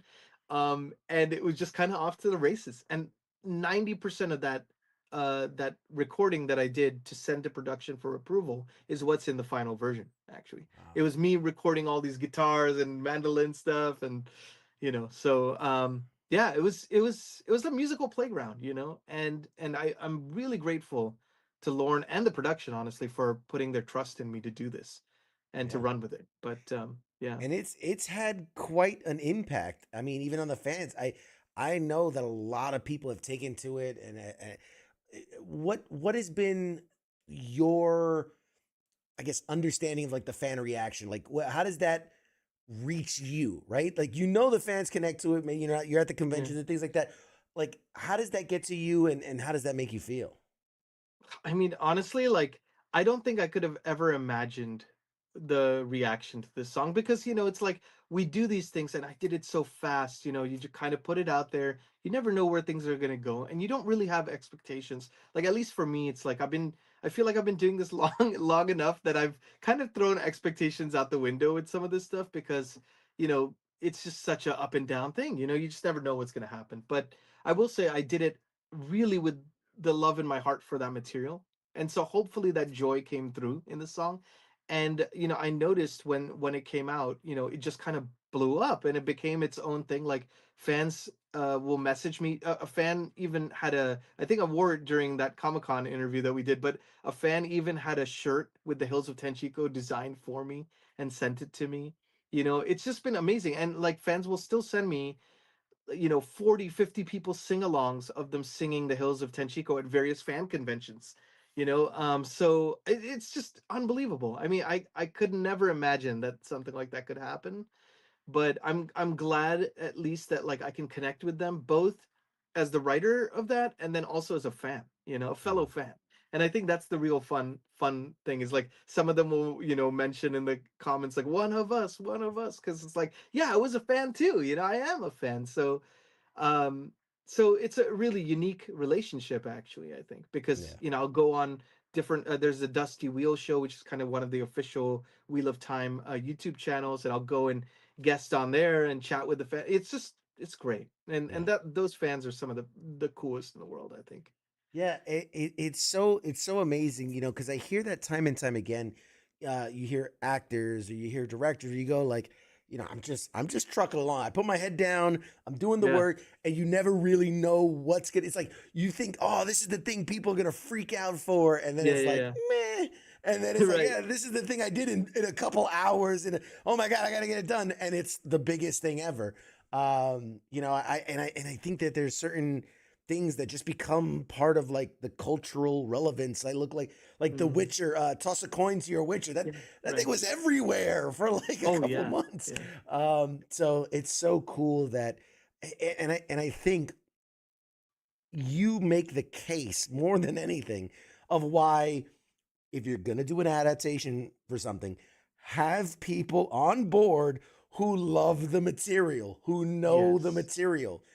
We talk about it all the time on this show about uh, uh, uh, adaptations, whether it's video game adaptation, book adaptation, whatever, and Yeah. how it's like you can tell when it's a studio led thing that nobody really knows the Right. material, and they're just like, it'll make money, versus like the people that are like, man, they got this, they know the material, they know the jokes, they know the stuff. So Yeah. I love that you're a fan of it long before you get into it, and you make a Oh, case for why they need it. well, I always laugh about that because I think even if they were to look at it from a purely business decision, right? There's a reason why some adaptations succeed and some fail. And it's very rare. I don't even think I can name one where an adaptation was done, with like no knowledge of the source material and people just ate it up. Like I can't even think of one like that. And so the idea is like even if they were looking at it purely financially, it would still be a good decision to have people who love the source material and want to protect it, do deference to it, like to hold it to a high standard. Absolutely. I think that's exactly why they don't hire the people, because they Right. just want to, like, let's just get this thing out the door. And it's like, Yeah. no, you're gonna put up a fight going, that's not how it should sound. That's not what they Right. would do. That's not. Right. And Right. so Right. they want yes men. That's what it is. Those Yeah. people want yes men. Anyway. Right. Um so speaking on the song too, like, it really layers this kind of playful double entendre, and it Mm. has like a melodic undertone. How do you, like, take what's on the page and then translate that into music? Because that I cannot wrap my brain around. Yeah, yeah, yeah. It's a tricky thing, because like I mentioned, Raimi had written these great lyrics with the double entendres, and it's supposed to be a body bar song, but the actual history is very nefarious, right? It's like it's thousands of years old, and it has kind of darker undertones similar to that Ring Around the Rosie song, and how it started off as the Black Plague, Mhm. song during that time, and it's now become a children's nursery rhyme. And it's a similar thing: when something gets distorted through time, how's it going to change? So it was a lot to kind of take in, because part of it, I had to have some sort of a melancholy undertone to it at some point, just to allude to it at least. And so the beginning almost sounds a little melancholy, tell you a tale of a lad of 20, like the just kind of that solo guitar. It's almost like a lament. That's the best way to put it. And then I also said, like, I want this to feel like it was passed down, almost like a timeless legend, passed down from oral tradition. Yeah. So the chorus is very uplifting and kind of has that quality to it. At least that was what I was trying to do. Is it almost sounds triumphant. And so these were the things that were going in my mind when I was trying to write it. And then also it's like, production had mentioned they want something that feels like a sea shanty, but they also want these Asian and African instruments, which is very hard to blend those two things together. But I've always found, like, at least for my process, I like to start small and then build around it. So I knew sea shanty was going to be the kind of main thing, because it's still at a tavern, you know. So it should feel like something that you can play on one instrument and sing. And if you can dial it down to that one thing, then you could build everything around that. So I started with the guitar, and I played that same, I was trying to figure out the melody to the cadences of the words, and I did that like 50 times in a row till I got the melody in the right place. 'Cause, when you play it over and over again, then it kind of starts to fit together the way you want it to be. Then once I had that, I'm like, okay, now I can build everything around that. So I'm like, okay, I'll have hand stomps and hand claps and tambourines and stuff like what you'd hear in a tavern, Mhm. maybe some pipe organ, things like that. And then I was like, Asian instruments, let's make those the plucked ones, because if you double it with something like a mandolin, suddenly it's not like, oh, we're in Malaysia, we're in, Japan, we're in, it's kind of like, what is that? Right. And it was the same with the percussion. I doubled some of the kind of more Western cinematic percussion with like some West African percussion. And you go, what is that? And the trick was like, you don't want to feel like you're in a geographical location. You don't want to listen to it and go, oh, that feels African or that feels Asian. You want it to go like, where's that? It feels like something familiar and yet something new. And so now it belongs to the wheel of time. That's the idea, at least. So yeah, basically a lot of things were running through my mind in those few hours. But I feel very fortunate, that like I had that experience with using world instruments before. So I at least knew kind of a starting point of like what works for me, my process. So yeah. All that sounds pretty easy. I can knock out one of No big those in deal, an afternoon. no Yeah, pressure. whatever. Just a timeless song that blends otherworldly sounds and can't be geographically located. Yeah. No Yeah, problem. yeah, Easy. Bust that yeah. out. Get it We done got before lunch. we got a highly specific question here. It says, Oh yeah. "What inspired the use of the Mayan death whistle in the Dead Whisper soundtrack?" That is a great question. Thanks so much for asking.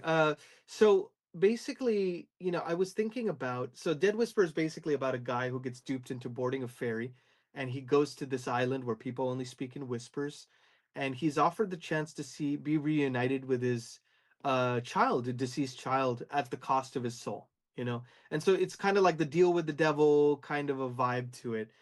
And you know what I kind of wanted to convey is, first of all, the film kind of starts in more of a morose drama, and it suddenly becomes something different. Like you end up on this island and almost feels like a time out of like a place that's out of time and space itself. And so I wanted something that would feel both ancient and also, what is that thing? It's like that same idea. And so, I was thinking about Mayan death whistles. I used some Mayan shakers. I worked with a percussionist who had like, some giant drums that we try to like rub a Super Bowl mallet across and do weird stuff with, process it. But the idea basically was like, let's take tangible kind of hand instruments, and like hand carved or handmade instruments that would ordinarily feel very ancient, and then juxtaposition this against some process stuff that would make it feel like, what is that? It feels like nothing. The idea, at least, is like, I want it to feel like nothing we've ever heard, and then therefore kind of fulfilling that idea of like, this place is out of time and space itself.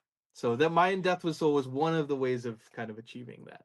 It's funny too, because that question actually ties into something I was going to ask, which is, Oh yeah. give us kind of some examples of non-traditional instruments that you've Yeah. used and how it kind of transformed the piece. Because I mean, you're a pro at it. You mentioned a couple. Are there any more examples? Yeah, do you mean for the Hills of Tanchico, or do you mean just in general? In Or general, yeah, in general, just in your yeah, so works. actually, I could show you this right now. Oh yeah, exclusive. So this is that can Whoa. instrument I told you about. And I Okay. ordered it from Thailand. And again, I didn't know how to play any notes. I don't even know if you'll be able to hear this through the thing, but let's just see if you can. Um,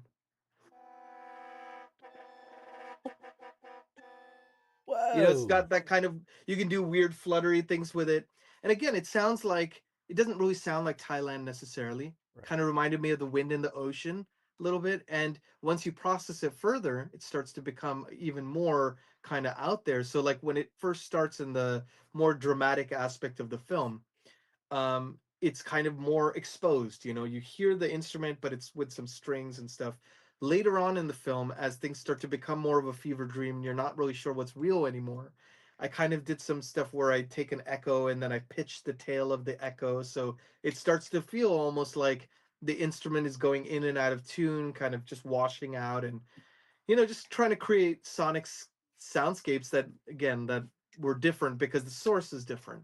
You know, so yeah, that's the fun of these like That's- traditional instruments. I was like, are you pulling out a Bowflex? That thing looks like a Blowflex, but Oh yeah, see but it's funny. I don't know. It's and it just goes to show you about how music triggers certain thoughts or feelings. Like you yeah, just played that, and I don't know why, but I instantly thought back to like Final Fantasy, like but the old like 7, like in 8-bit, yeah. like it gave me a little that feeling. I don't know. It's such a weird thing. I don't know why that popped into my head, but when you played that triggered a thought. And it's interesting you mentioned that because especially games like that, they're the sound system, like what they had to use, how many bits they had, and like how much memory they had and stuff. They weren't necessarily using like, live orchestral instruments. They were using stuff that probably sound almost like, not synthy per se, but like Mhm. something like that. And this doesn't quite sound like a wind instrument or anything. It feels like it's a little off the map there. So Absolutely. possible, it's Yeah. yeah. Um, what's the way? Because we're running again. We're running out of time. I have so many more questions, Oh yeah. and we're running out of time. But what's like the wildest instrument or kind of soundscape that you've ever created, and what story did it serve? Yeah, so I guess, the Dead Whisperer was probably the craziest, and it was not just because of the Mayan Death Whistle or this can. It was really the culmination of all that stuff. So, for example, it was an indie film that was done on a kind of a modest budget. And so we still wanted to figure out ways of getting live instruments. And there was this amazing grant by New Music USA called the Real Change Grant, which offered, composers and promising films some funds to be able to record live stuff. And I was thankful enough to get the grant, which allowed for all this experimentation. So I even did a string session in Macedonia. I hired a woodwind player who played both on the Wheel of Time, and she's played on like The Witcher and a bunch of other stuff. And she's the kind of person where if you ask like for a woodwind from a particular part of the world, she'll go, "Oh, like which pitch? I have like 5 of them." It's like that kind of person. And so she had some death whistles, she had conch shells. And there's a particular sequence in that Dead Whisper film where I wanted the sound of this melody to just be both beautiful and just like brutal. And so hard line to kind of cross. So I recorded it with a 30-piece string section. I'm like, that's not enough. It needs to be more. So then I recorded the vocalist, actually, the featured vocalist on the Wheel of Time. Her and I became friends. She recorded a bunch of vocal stuff on this film. She recorded on top of those strings. And then I layered it a bunch and distorted it and stuff. Then I was like, let's bring in the conch shells. So we had like 3 different conch shells going, and all of that playing the melody and then like distorting it, echoing it slightly. It just sounds like this massive, massive thing. So that was probably the craziest, you know, craziest score where it was just like a musical playground. It's like, oh, what does that thing do? Let's find out. So that was probably the most out there, and I feel very grateful. The director and writer and producer Connor Susi, who's a good friend of mine, he just let me run with these ideas. So it's only as good as like it takes two to tango. So very Yeah, grateful to him you for gotta giving you me the gotta opportunity. execute the vision of the project. But man, that sounds like it sounds incredibly difficult, but at the same time very like fulfilling. If you're in that kind of a world where you're like, let's play with instruments, let's play with sounds like that. It sounds like a playground. Like you're out It there having fun. Totally. And when you're not constrained, you're constrained by time and budget and all that stuff, but you're not constrained like creatively. You can take more risks and you can establish that trust like, hey, we know that some of this is not going to work out and that's okay. And then maybe let's use that as a springboard to get to the good ideas. How can we do that unless we try a bunch of crazy ones, right? And sometimes the crazy ones work. So, yeah, it's a great experience. Right on. So as we wind down, This is always the tap dance part, because it's like, I know, especially in the entertainment industry, there's like a lot of NDAs, and we can't talk about this. That is there anything coming up we should be looking out for? Is there, where might we see your work? Where how can we support? What's the next thing? Can you talk about the next thing? Thanks for asking. So I am working on a couple game things that are IP related. So I'm unfortunately not really able to talk about that at the moment. But hopefully we'll be able to share something in the not too distant future. I'm actually starting work on a nature docu-series as well, which will be really fun, because that's something I'm always passionate about. And they always allow for, music to have a real voice in, which is really wonderful. And actually, I'm working right now with my wife on a game that she's producing. So her and a couple of friends from Riot Games, who are now formed their own studio, are working on like a Sailor Moon inspired game. And they actually got the two lead actresses from Sailor Moon to do voice acting on it too. That's So awesome. yeah, so that's been really fun. We're like, sometimes she'll be working in her room, I'll be working in mine. We're still Slack messaging each other, so. We're gonna have to talk offline about your wife, and we'll circle back to that. We're gonna put a pin in that one.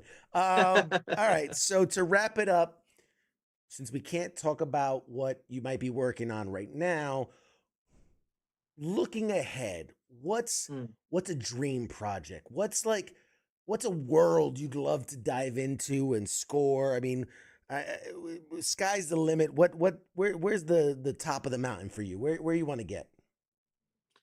That's a really good question. I think if there were ever any other Wheel of Time related things that come out, I would absolutely love to be involved in those. I think there's a lot of stories to tell in that world. 15 books and all. And I think there's a lot of different prequel related things that could be explored. All these things. So I would love to be involved in that.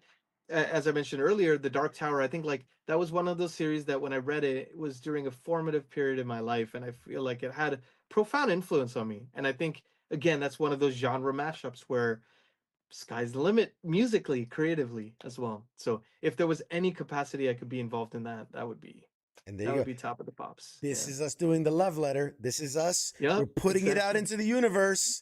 It's out there. Somebody, you never know who's watching. Our guy Nikhil, he's ready. He's ready for the opportunity. Awesome, man. I want to thank you so much for being here, for doing this. I mean, your energy and passion for this is it oozes through the screen, man. I feel like we're old friends just hamming it up about the stuff, and this has been an absolute pleasure, man. I thank you. I want to give you the last few seconds. Say your piece to the audience. They're having a great time. Everyone's saying this is a great interview. They love you. They love your work. So I'll give you the last few seconds here to say goodbye to everybody, and then we'll toss it to a break.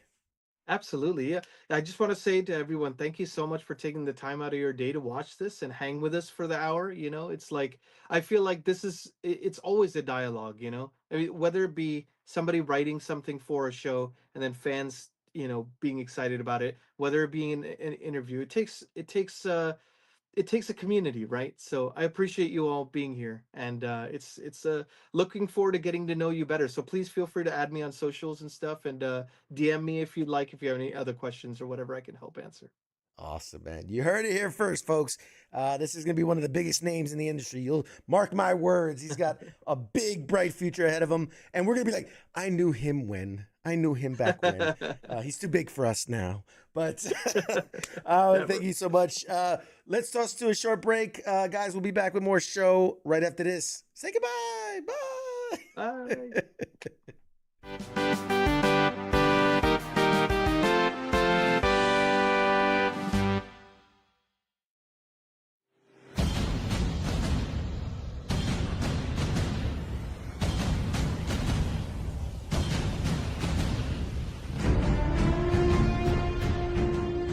Hey, you there? Yeah, it is right, you. Let me ask you something, right? Where the hell do you think that you're going? Oh, would you think because the show's going to commercial that means you get to just walk away? Well, CQ asked me to pass on the little message, alright? And it says, I'll be back.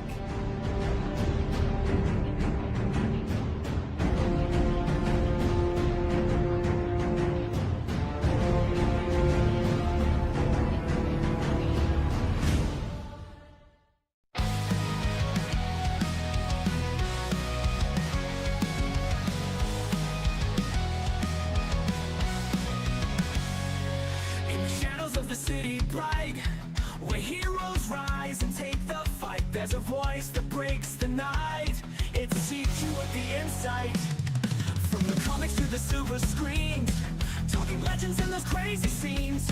Pop culture, trends and hidden themes. CQ reveals what it all means.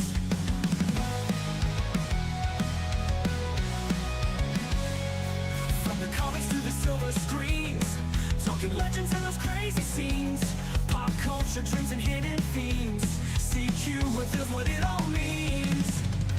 Pop culture warrior here to ignite, guiding through the tales of light. With CQ leading the charge so bright, we're ready for another flight. Pop culture warrior here to ignite, guiding through the tales of light. With CQ leading the charge so bright, we're ready for another flight.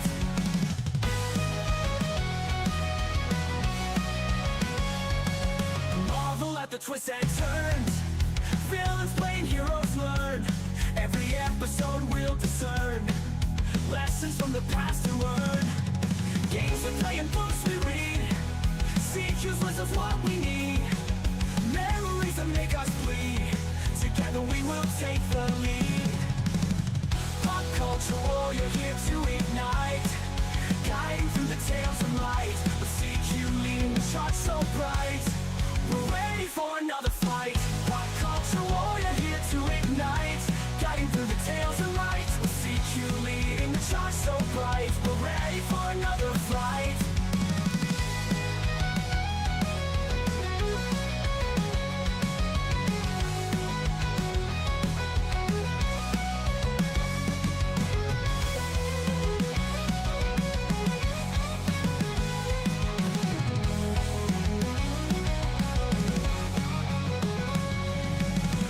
Pop culture warrior here to ignite, guiding through the tales of light. With CQ leading the charge so bright, we're ready for another flight.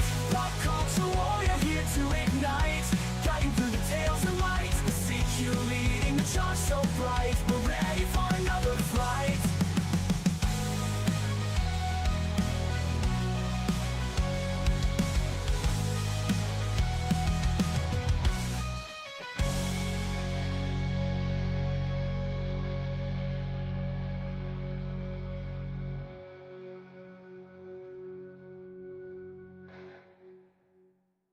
Hi there. You're watching Pop Culture Warrior.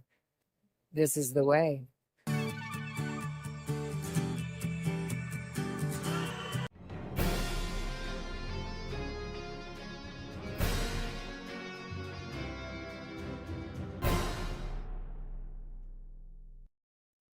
Hey everybody, we are back.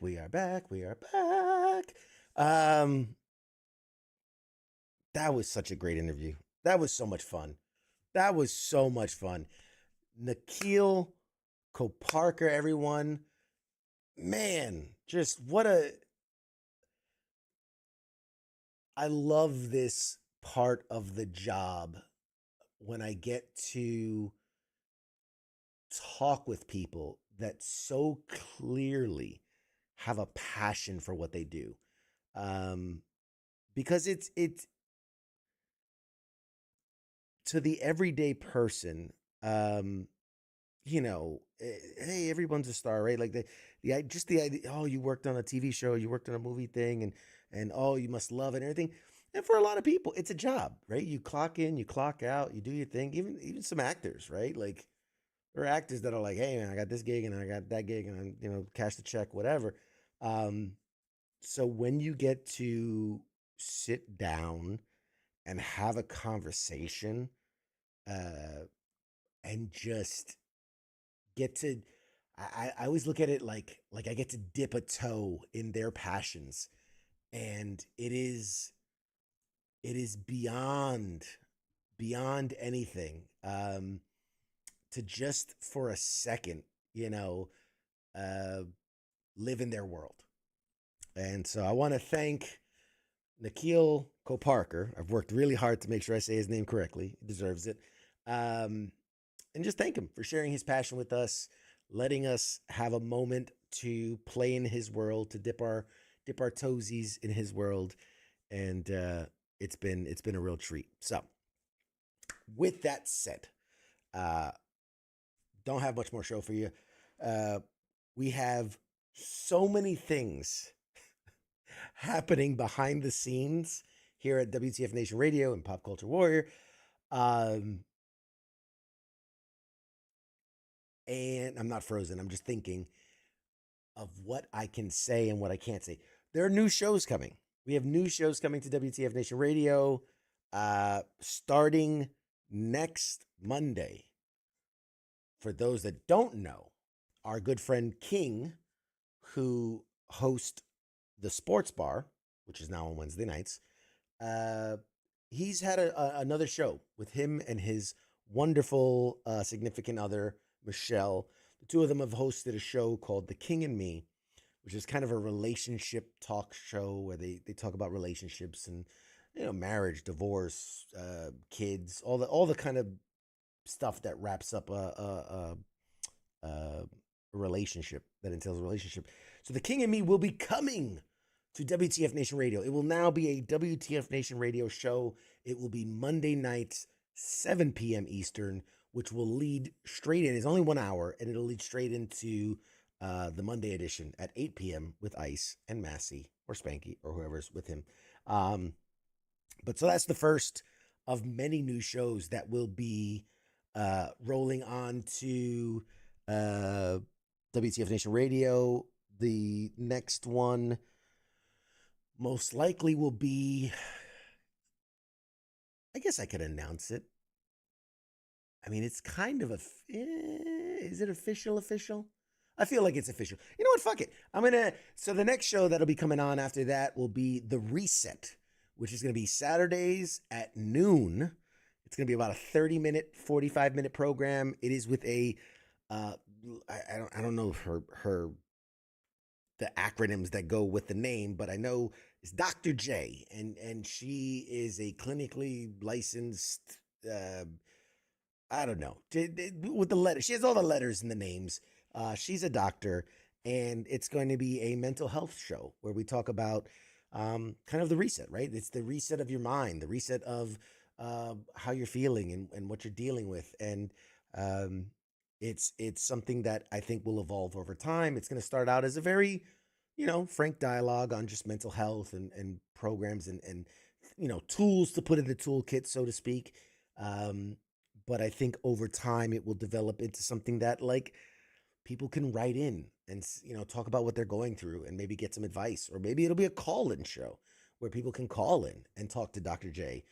Obviously, there are certain legal issues. We have to be very careful because when you are a licensed therapist, you're licensed in certain states.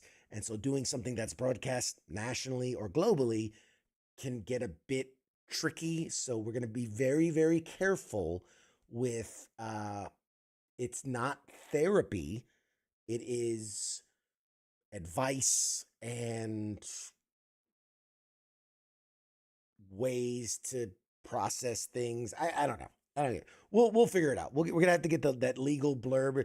The views and opinions expressed by Dr. J are no way to be used as therapeutic advice or for entertainment purposes only, and yada yada yada. So there's that. And then finally, the third show, which will be launching this year, later this year, we have, which I'm very excited to talk about, is Trailhead Ops. And Trailhead Ops is going to be kind of our outdoorsy show. So it's going to be content of and around outdoors and camping and trailheading and what they call it, overlanding, just a bunch of stuff. And so, maybe we do gear reviews, maybe we do tips and tricks and how-tos and all these different things, but it'll be all things related to the outdoors and that kind of thing. So very, very cool for that. And there's more shows, and there's at least 3 other shows that are in the pipeline as well. But those are the 3 shows that are going to be ready the soonest and will be joining WTF Nation Radio within the next, one starts next week, and then the other 2 start next month, and then the next month after that. So stay tuned because we have a lot more shows and programs coming to WTF Nation Radio. So much stuff is happening in the background. I'm so happy. We've got a ton of guests scheduled for the next many weeks. many weeks. We have guests coming on this show, actors, composers, creators, just a ton. Next week we have, oh Christ, I should have this ready to go, and I don't. Next week he is if you tuned into Weekend Co-ops, I think Weekend Co-ops did an interview with him too, because he also does this gaming stuff. But I will be speaking with, where is it? There it is. Dustin, and oh God, is it Adair? Adire? Dustin Adire. I'm gonna say that, and I'm gonna apologize because I got it wrong probably. But Dustin Adire, he's worked on a bunch of different video games, but also has an extensive career in I think it's like special effects in TV and movies and things like that. So we're gonna talk about his incredible career and all the really cool projects he's worked on. And yeah, it's gonna be awesome. So that's September 9th. September 16th is probably gonna be an off day because I will not be available. But then we have guests coming on the 23rd and the 30th. Oh my goodness. It's going to be a busy few weeks. Let's just say that. It's going to be a few busy weeks. Very lot of cool things coming up. I'm so excited. Not to mention we've got New York Comic Con's coming up. Jesus Christ, so much shit. So much stuff. And I promise you we're going to do a giveaway.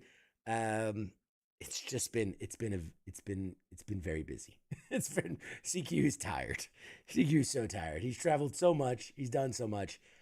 But I promise you, it is coming. It is coming. And I'm literally surrounded by stuff. I can literally touch with my feet just all the amounts of crap that I've accumulated over the last couple weeks that needs to be organized and given away because we've got way too much shit.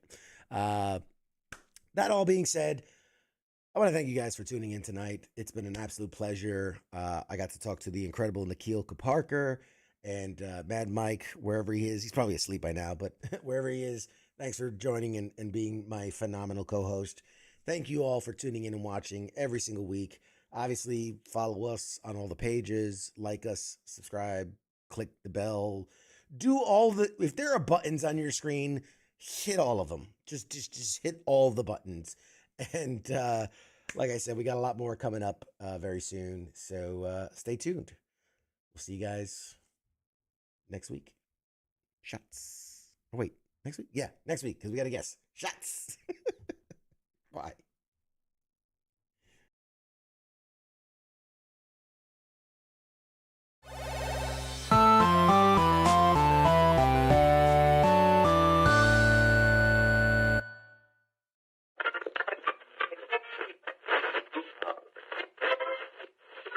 That's the end.